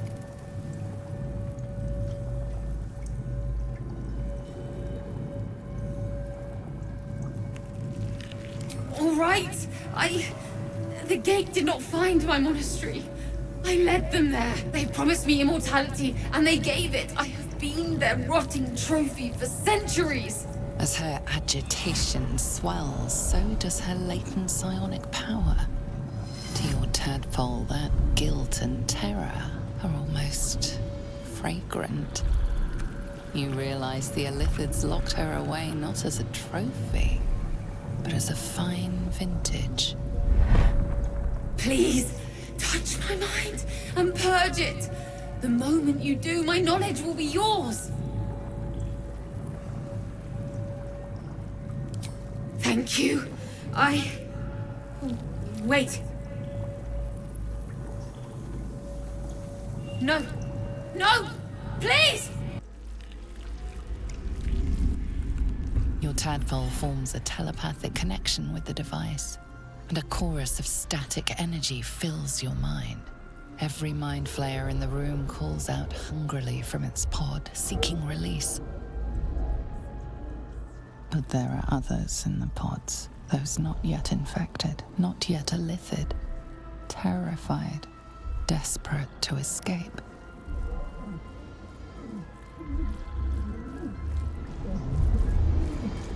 The device is open to your tadpole's command, to your authority.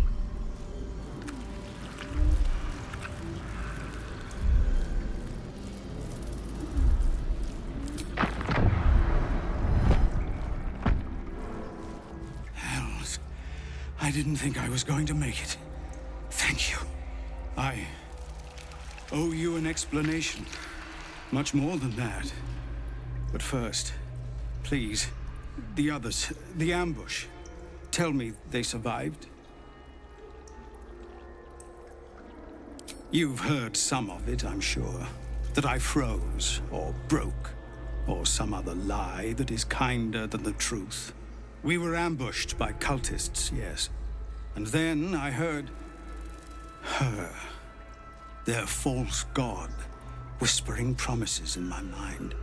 I would be a paladin again, with a god's purpose, a god's power.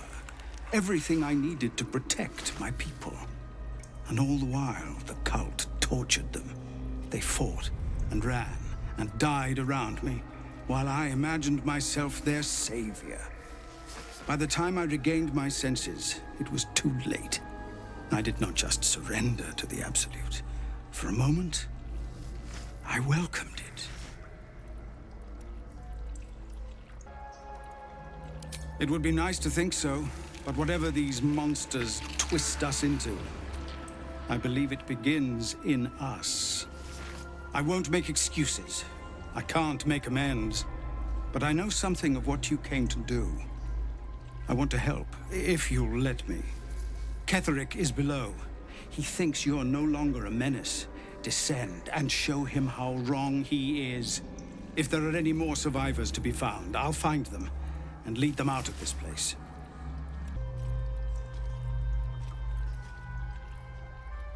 And you, my friend, and pathetic, inadequate as it is. Thank you. Playtime's over. Get me out. The controls are open to your tadpole's command, to your authority.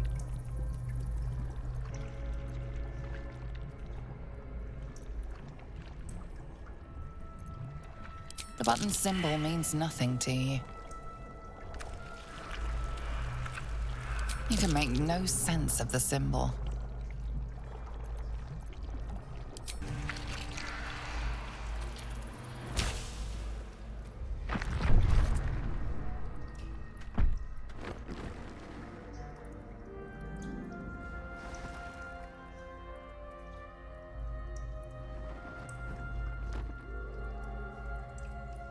Good work. I'd give you a gold star, but I'm fresh out.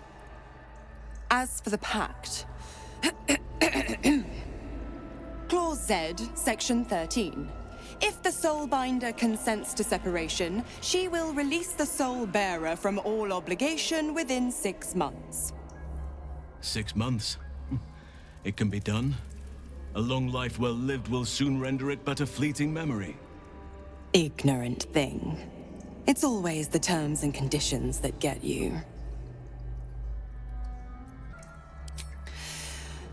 Right. I'm out of here. I need a long bath. I'll leave you to your very serious business. But don't you fret.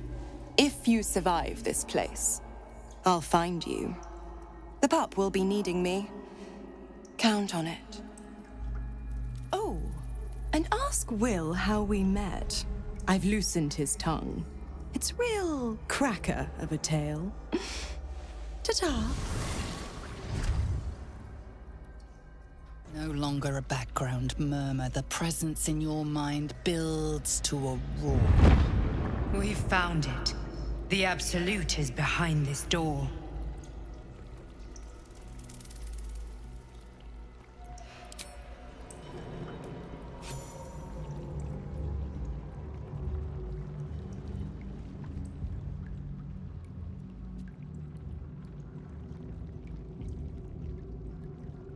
You said it was under control. It isn't you I answer to, Gortash. Oh, the general voice. Is this where we salute? Salute, yes. With cleavers through his blood-starved flesh. How it crawls with failure, like flies on lick-wet carrion. You forget yourself, Orin. I've played my part. You've built an army for our masters, true enough, but what of the astral prism? A rogue true soul flaunting it under your nose all this time, and you ran from him. Sure that they would follow and deliver it into my hands here. If you would cease these distractions. The distractions have been yours, Ketheric. Perhaps we never should have dug your daughter up. So you haven't lost your edge, but you're still not as sharp as Orin, I wager. The Slayer against the Undying One. That'd be fun to see. His crypt breath sings to my sinews again, again, again, again, again. But he must lead the murder march to Baldur's grave. If the weapon is truly in your grasp, Ketheric, might I suggest closing your fist? Orin and I can wait for you no longer. The plan proceeds. We're going to the city, and we expect you to follow. Army and the weapon in tow. The Edict of Bane. The Lash of Voss!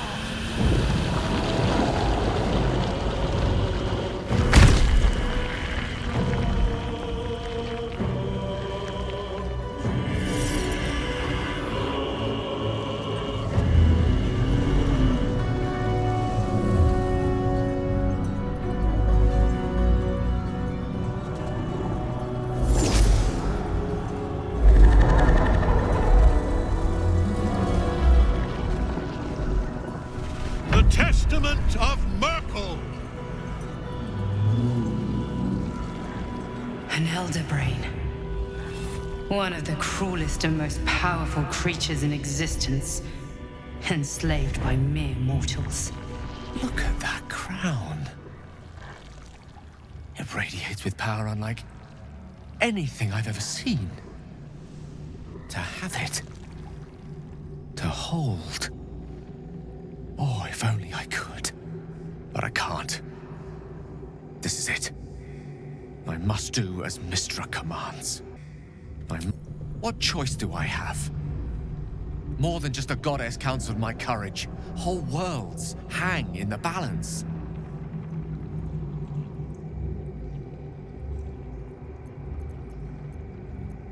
I do trust you. More than myself right now. Perhaps even more than Mystra. I have no desire to end your life, you know that. To end it? To struggle on. It is a grave choice you're making for us both. But if it must be so... very well. I'll stand down. To stand by you. There we are. It wouldn't do to fight in front of our guest. Behold, Duke Ravengard, the Absolute. Helm preserve us. You wag your word flap in vain, Alderling. Once the worm holds the whip, your shredded flesh will serve us.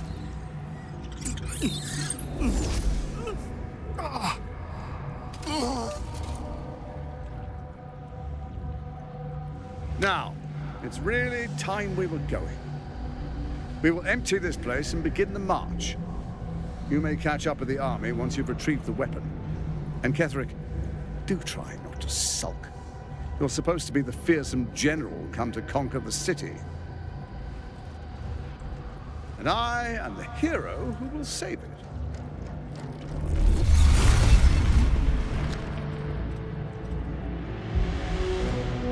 It is time, faithful ones. March on Baldur's Gate.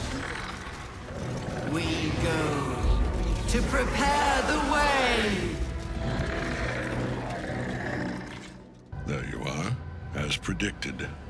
What is it, I wonder, that draws one toward death like a moth to light? You could have run away, absconded with the prism. The one thing that could prevent me from fulfilling my destiny. But the lure of one's destiny is irresistible, isn't it? Perhaps you hope to learn your place in history before you are erased from it. A bright flash of clarity before the snuffing out.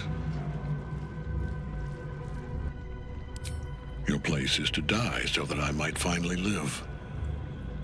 Let us speak plainly.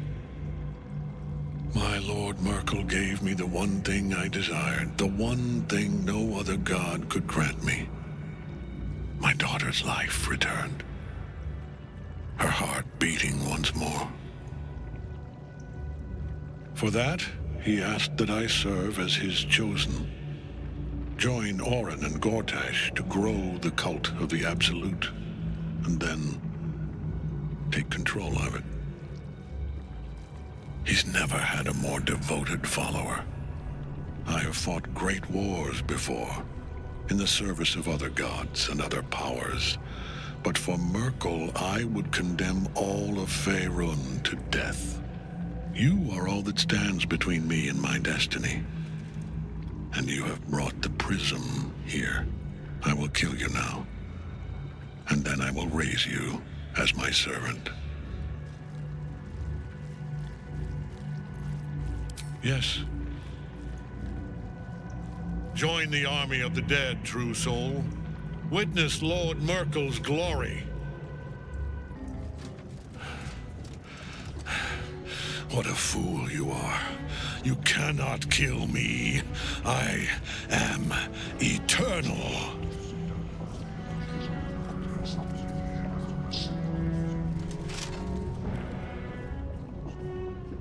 Merkel, Lord of Bones, I am here.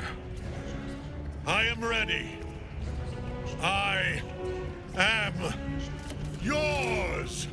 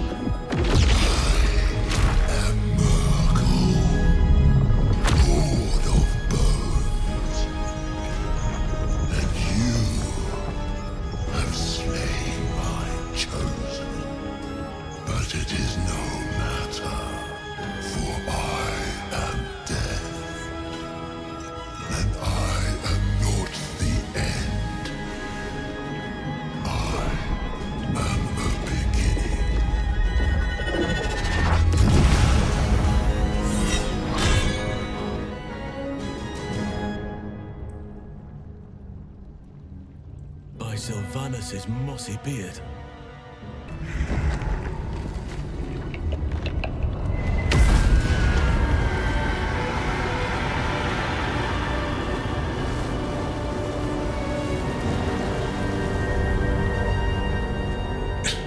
Impossible.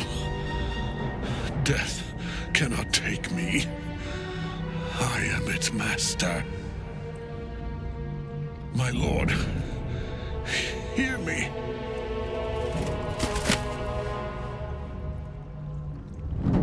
Nothing. I am forsaken. You have no idea what you've done. Isabel.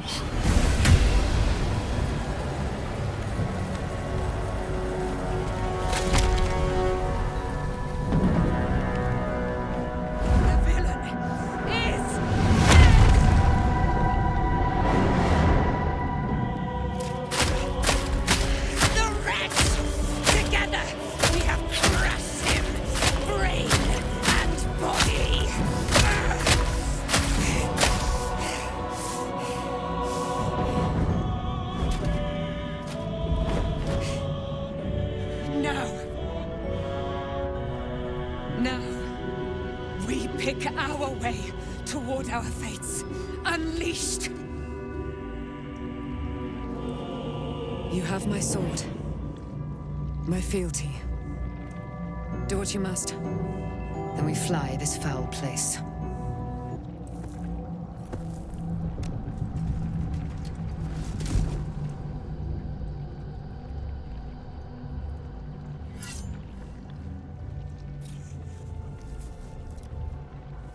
In death, the body is cooling, but energy radiates from the stone.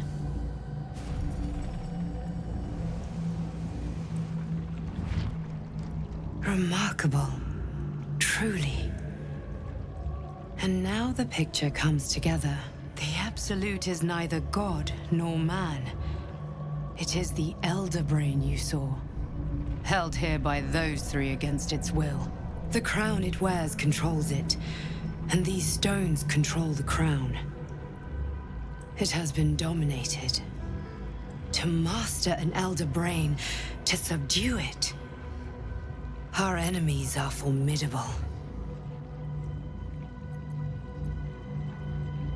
A temporary reprieve, but a welcome one.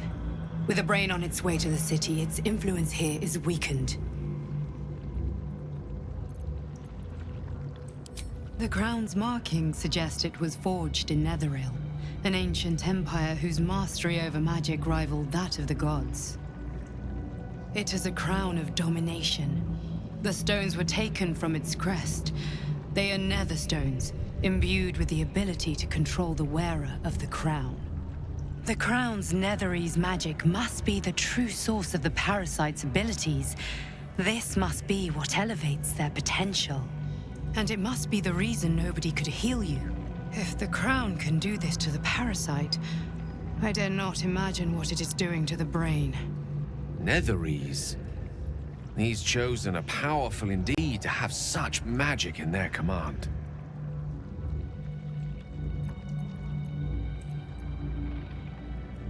I believe you fought and defeated an avatar of Merkel, the god of necromancy.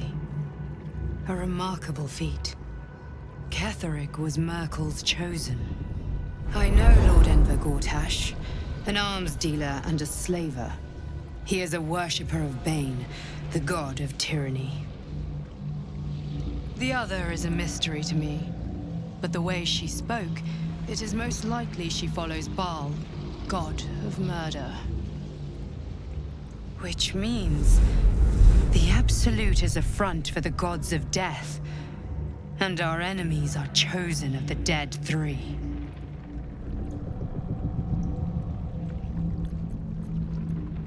Bane, Baal, and Merkel. The Tyrant, the Assassin, and the Necromancer. They are known to pick from their most devout followers a chosen, granting them incredible powers. Each one alone would be a formidable enemy.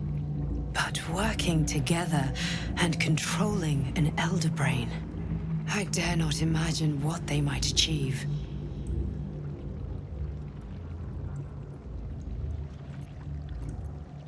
We prepare for the fight of our lives, and the lives of everyone in Faerun. The army of the Absolute is marching on Baldur's Gate. Within the city, an Elder Brain, brimming with power, ready to turn everyone within its reach into mind flayers. All it needs is an order the Death God's chosen are on the cusp of giving. We must wrest control of the brain from the chosen before that happens. We must take their stones. Our chances of success are slim, but we must not fail. If we fail, everything ends. I will be your shield, but you must be the sword. And when the chance comes to strike, you must take it, for there may only be one chance. I can't help but feel like I've been fumbling in the dark for too long, and I've just had a lit torch thrust into my hands. The crown! The one the Elder Brain was wearing. The one I very nearly destroyed. Netherese magic. So pure, so complete, that I didn't even recognize it at first. Most Netherese artifacts contain only the faintest amount of their former power, the ghost of an echo of a memory. That crown was different. I can't fathom how such a wonder survived. Surely everything of its ilk was destroyed along with Netheril itself, but no matter.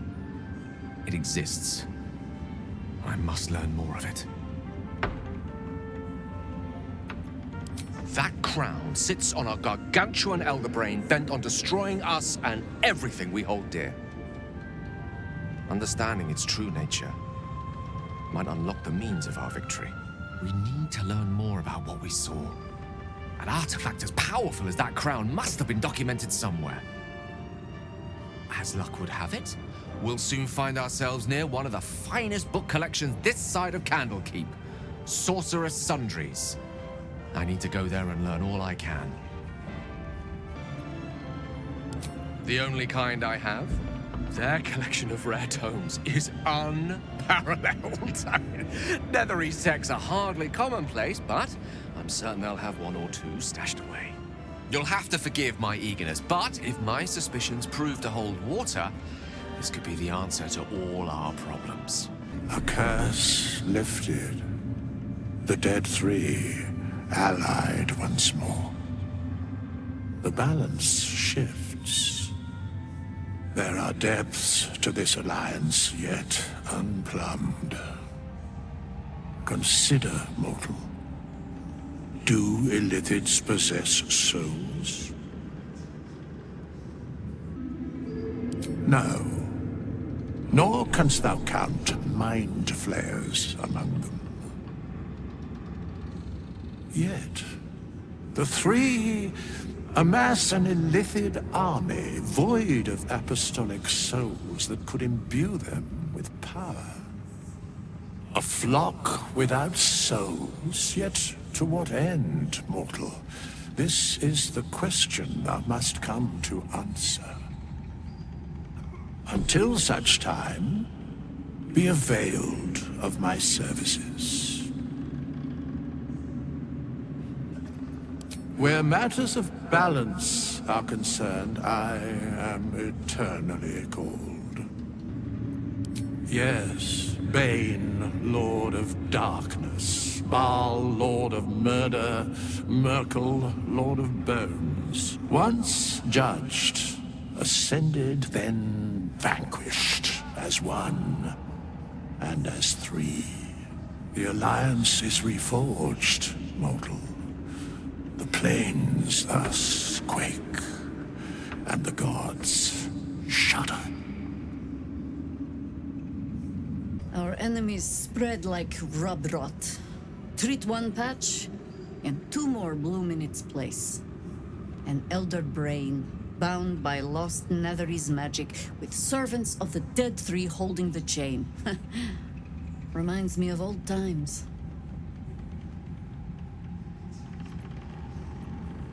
Extensively. Mind flayers, too. But I never dreamed of seeing gods and illithids working in consort. It is most disturbing. But take courage. We have killed a man who could not die, and stripped the Absolute's army of its general. You have a netherstone, and you're on the scent of two more. These Chosen have reason to fear you, and I would like to be at your side when you confront them.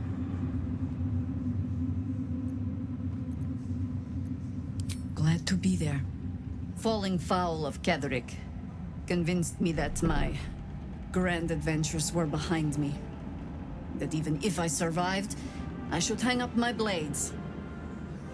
But you convinced me otherwise. We ventured into darkness together.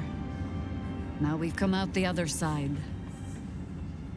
I'd say I'm feeling a little refreshed. When we reach Baldur's Gate, there will be even darker paths to tread. I will follow you wherever they lead. How does it compare to a shadow-cursed inn?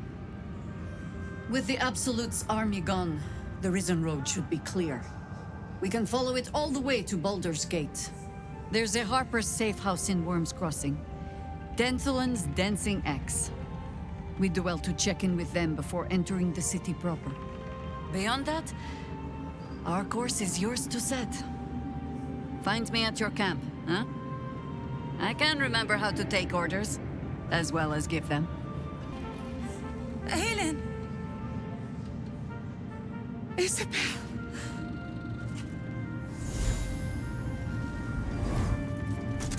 My love. You were dead. I saw your body. I'm here. And so are you. And my father, he can't hurt us any longer. I dreamt every night that you'd come back to me. But somehow it was all a nightmare Dawn would undo.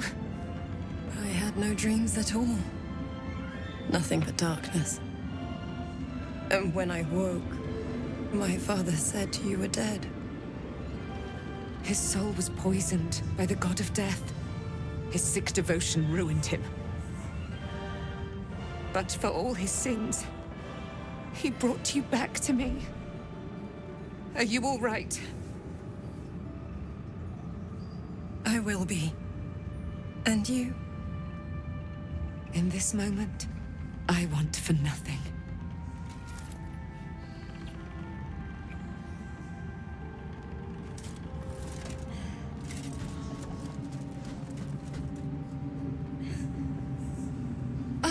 There you are. This is Aelin. Aelin, this is... Oh, but we have met. This is the soldier that freed me most valiantly from the Shadowfell. They watched my boot crush the very brain of villainy, and fought well against your changed father. May he rest in peace at last, now that he's dead. I have more to thank you for than I knew, and we have much to discuss. Perhaps we could join you in your camp later? We look forward to it. You there, Sharon. By the fires of your camp's hearth, we will discuss all we must. I'll be ready. Whatever you have to say had better be worth your life. Now, you will leave us. We must take succor in one another's bodies and words. Aelin! We'll see you later.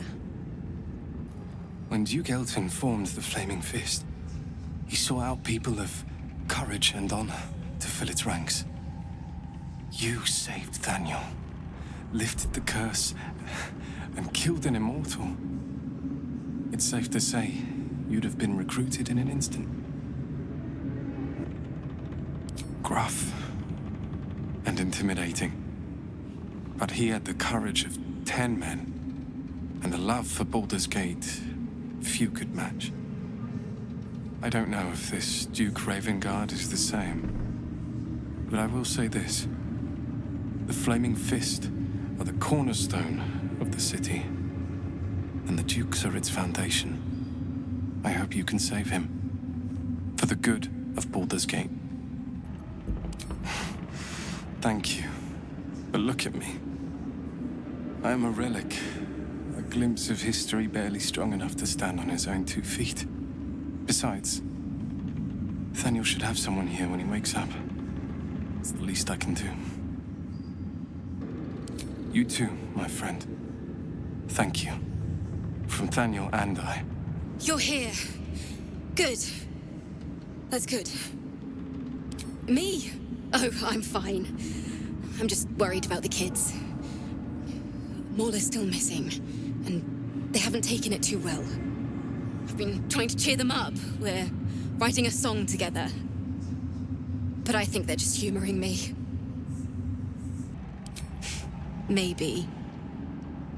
I'd love to put on a show just for them. But it's boring if I'm the only one playing. I need another bard.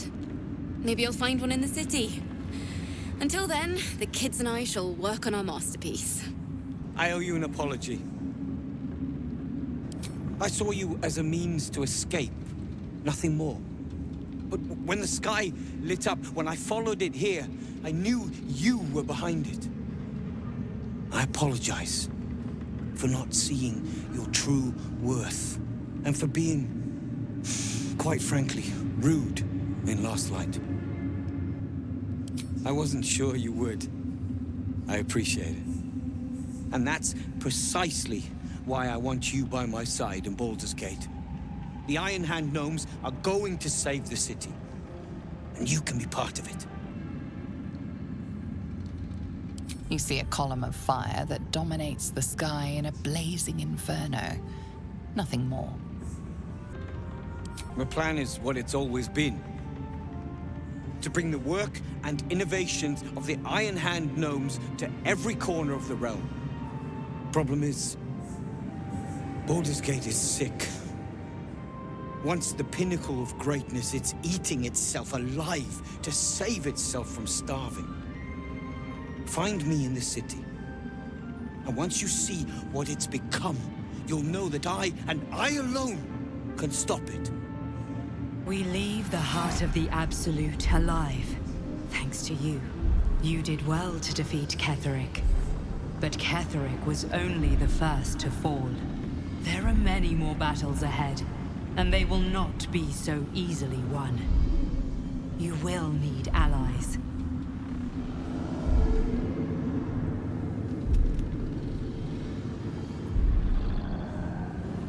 You have the makings of a leader. Your actions have already inspired those around you. Jaheira's wisdom will be an asset to you on the journey ahead. Her harpers, too. Halsin's strength and loyalty will bolster you in times of need. But if we are to succeed, we will need others.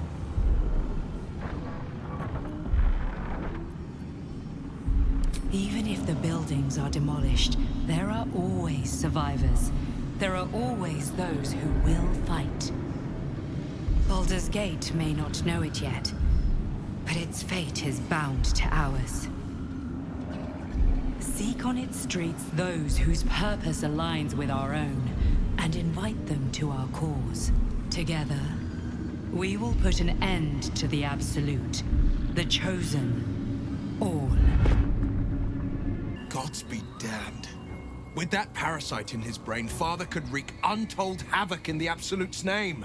Should Baldur's Gate fall to the Absolute, every one of the coast cities will be ripe for the plucking. We're not just fighting for our cure, we're fighting for my father. We're fighting for the Gate. We're fighting for all of Faerûn. Worm's Rock Fortress. All travelers to Baldur's Gate flow through it. It serves as headquarters for the Flaming Fist, and their commander, my father. The Absolute's army's on the march. Gods forbid a tadpoled Grand Duke throw open the gates for them. Orin, I'd never heard tell of, but Gortash I know. Or know of, more precisely. A self-styled strategic advisor to Baldur's Gate's peers. A bit player with dreams of a leading role, the way Father told it. He had no use for Gortash, and even less for his advice. I don't remember much beyond that. But where these Chosen are concerned, I have a suspicion we're about to know more than we'd like. Yes, but first a question. If your home were under siege, what would you sacrifice to save it? As would I, and more. I was 17. Father, older Ravengard, had just been named a Grand Duke, and was called away to Elturel to help settle a dispute. That's when the cult of the dragon made its move. A religion devoted to conjuring the most evil of goddesses, the dragon Tiamat. A 10-day after Father left, I heard a whisper as I slept. Duskhawk Hill, the Queen of Chaos awakens. Go alone. I grabbed a rapier and set out. There wasn't a cloud in the sky, yet not a single star was shining. There they were, gathered at the foot of the hill. Your head tingles. Will wants to show you what happened.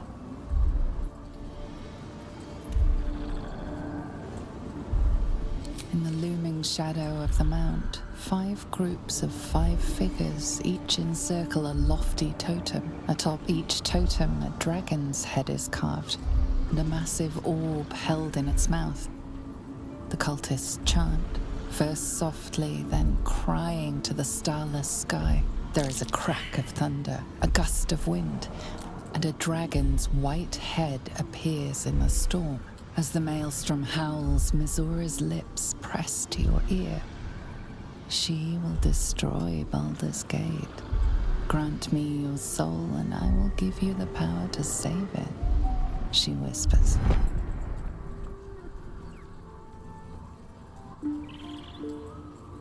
She read the terms while 2 devils stood witness, and I said yes. 1 soul for 1 city.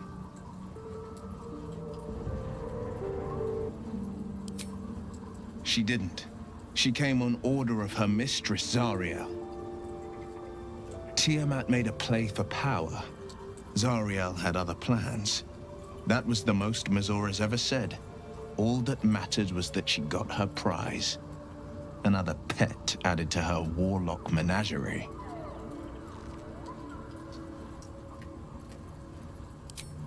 I don't know that it was brave. I just know that it was right. The moment I agreed, I burned with the fires of Avernus and oozed the rot of Dis. The cultists choked on our poisons and burned from our flames. When we were done, all that remained were 5 greyed orbs atop a pile of ash. My soul was bound, and my lips were sealed. It is the one scar I ever bore of it. Mizora replaced it with a sending stone. She uses it to track my location and speak from a distance. I could flee to the spine of the world, or the depths of the lower dark, and still never shake her. He returned to an unsuspecting city and a wayward son with a smirking devil at his side. I tried to tell him the truth, but my mouth couldn't form the words. I'd led him to the battlefield, but Mizora had swept it clean. I showed him my stone eye, but he only turned away. After, he said only one word: go. So I did. I understand. Because there's nothing to tell. She died when I was born. As a boy, my bond with father was too deep to miss the mother I never had. Now, well, I'd be lying if I said I'd never thought about my mother. What life would have been like if she'd lived. Maybe I'd be living in the city. Maybe I'd never have been forced into this cursed pact. But there's no use lingering on maybes. My mind is on the stories of today and tomorrow, not those of yesterday. You saw Gortash, didn't you? What the fuck was he doing down there?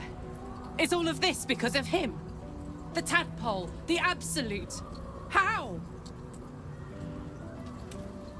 I'd never have protected a Bainite even a decade ago. I looked after that fucker with my life. I trusted him. He gave me away to Zariel without a second thought. And now he's looking to ruin the entire Sword Coast. He has to die. And I'm gonna be the one who kills him. He can't get away with what he's done.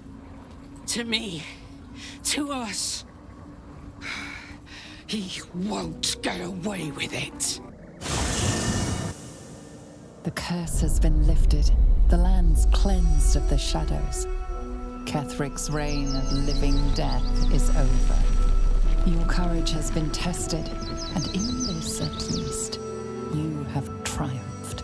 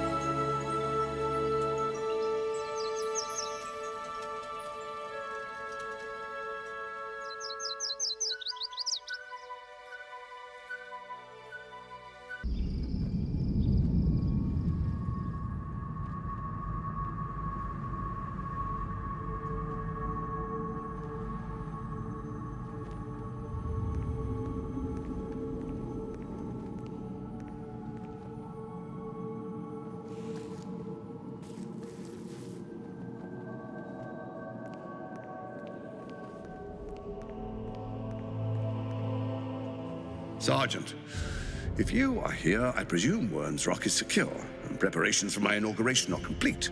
No, Lord Gortash. We were interrupted. Another quake in the lower city. More severe this time. So you came cowering to my chambers? I'm flattered, Sergeant. But even I cannot command natural phenomena to cease. Forgive me, my lord, but there is panic in the streets. The people are afraid. Perhaps the people would be calm if you kept your nerve. I expect better from the Flaming Fist than to run scared from a slight tremor in the earth. Get back to your duties. Duties, duties, duties. Patrolling and saluting and following and bowing and scraping and yes sir, no sir, rip and cut your throat, sir. Your plan is falling apart, lordling. Give me a reason not to cut you to ribbons. Control yourself, Orin. We need to focus on reuniting the stones or the brain will break free. These quakes are just the start. Neither of us expected the prism bearers to kill Ketheric. They'll be traveling to the city. Let's make sure we give them a Baldurian welcome. I itch to peel you, to split your skin, to see your skull shine in the light. Little tyrant. Lucky for you, I harvested a whole family of living flesh in Rivington at high sun. They will sate my blade thirst tonight. Oh, but tomorrow, and tomorrow, and tomorrow, and tomorrow, my blades will thirst again.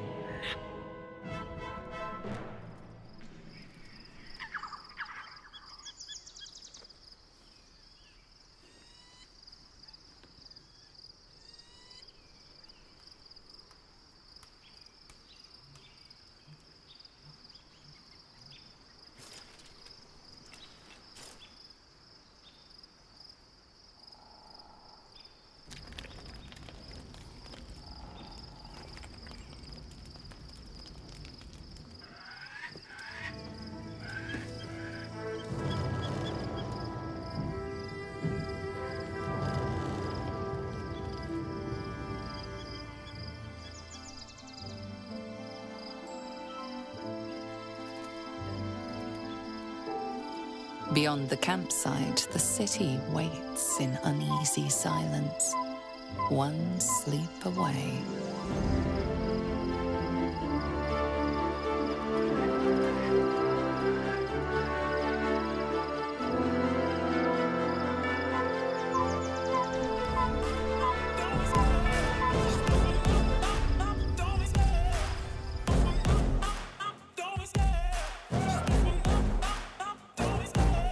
The chase and the hunt, and I set the pace when I'm running. I always take what I want and I always give it 100. Don't need a bank, no I'm funded. Play the game like it's nothing. I'm always thankful for something. Don't take for granted, stay humble. Now wake up!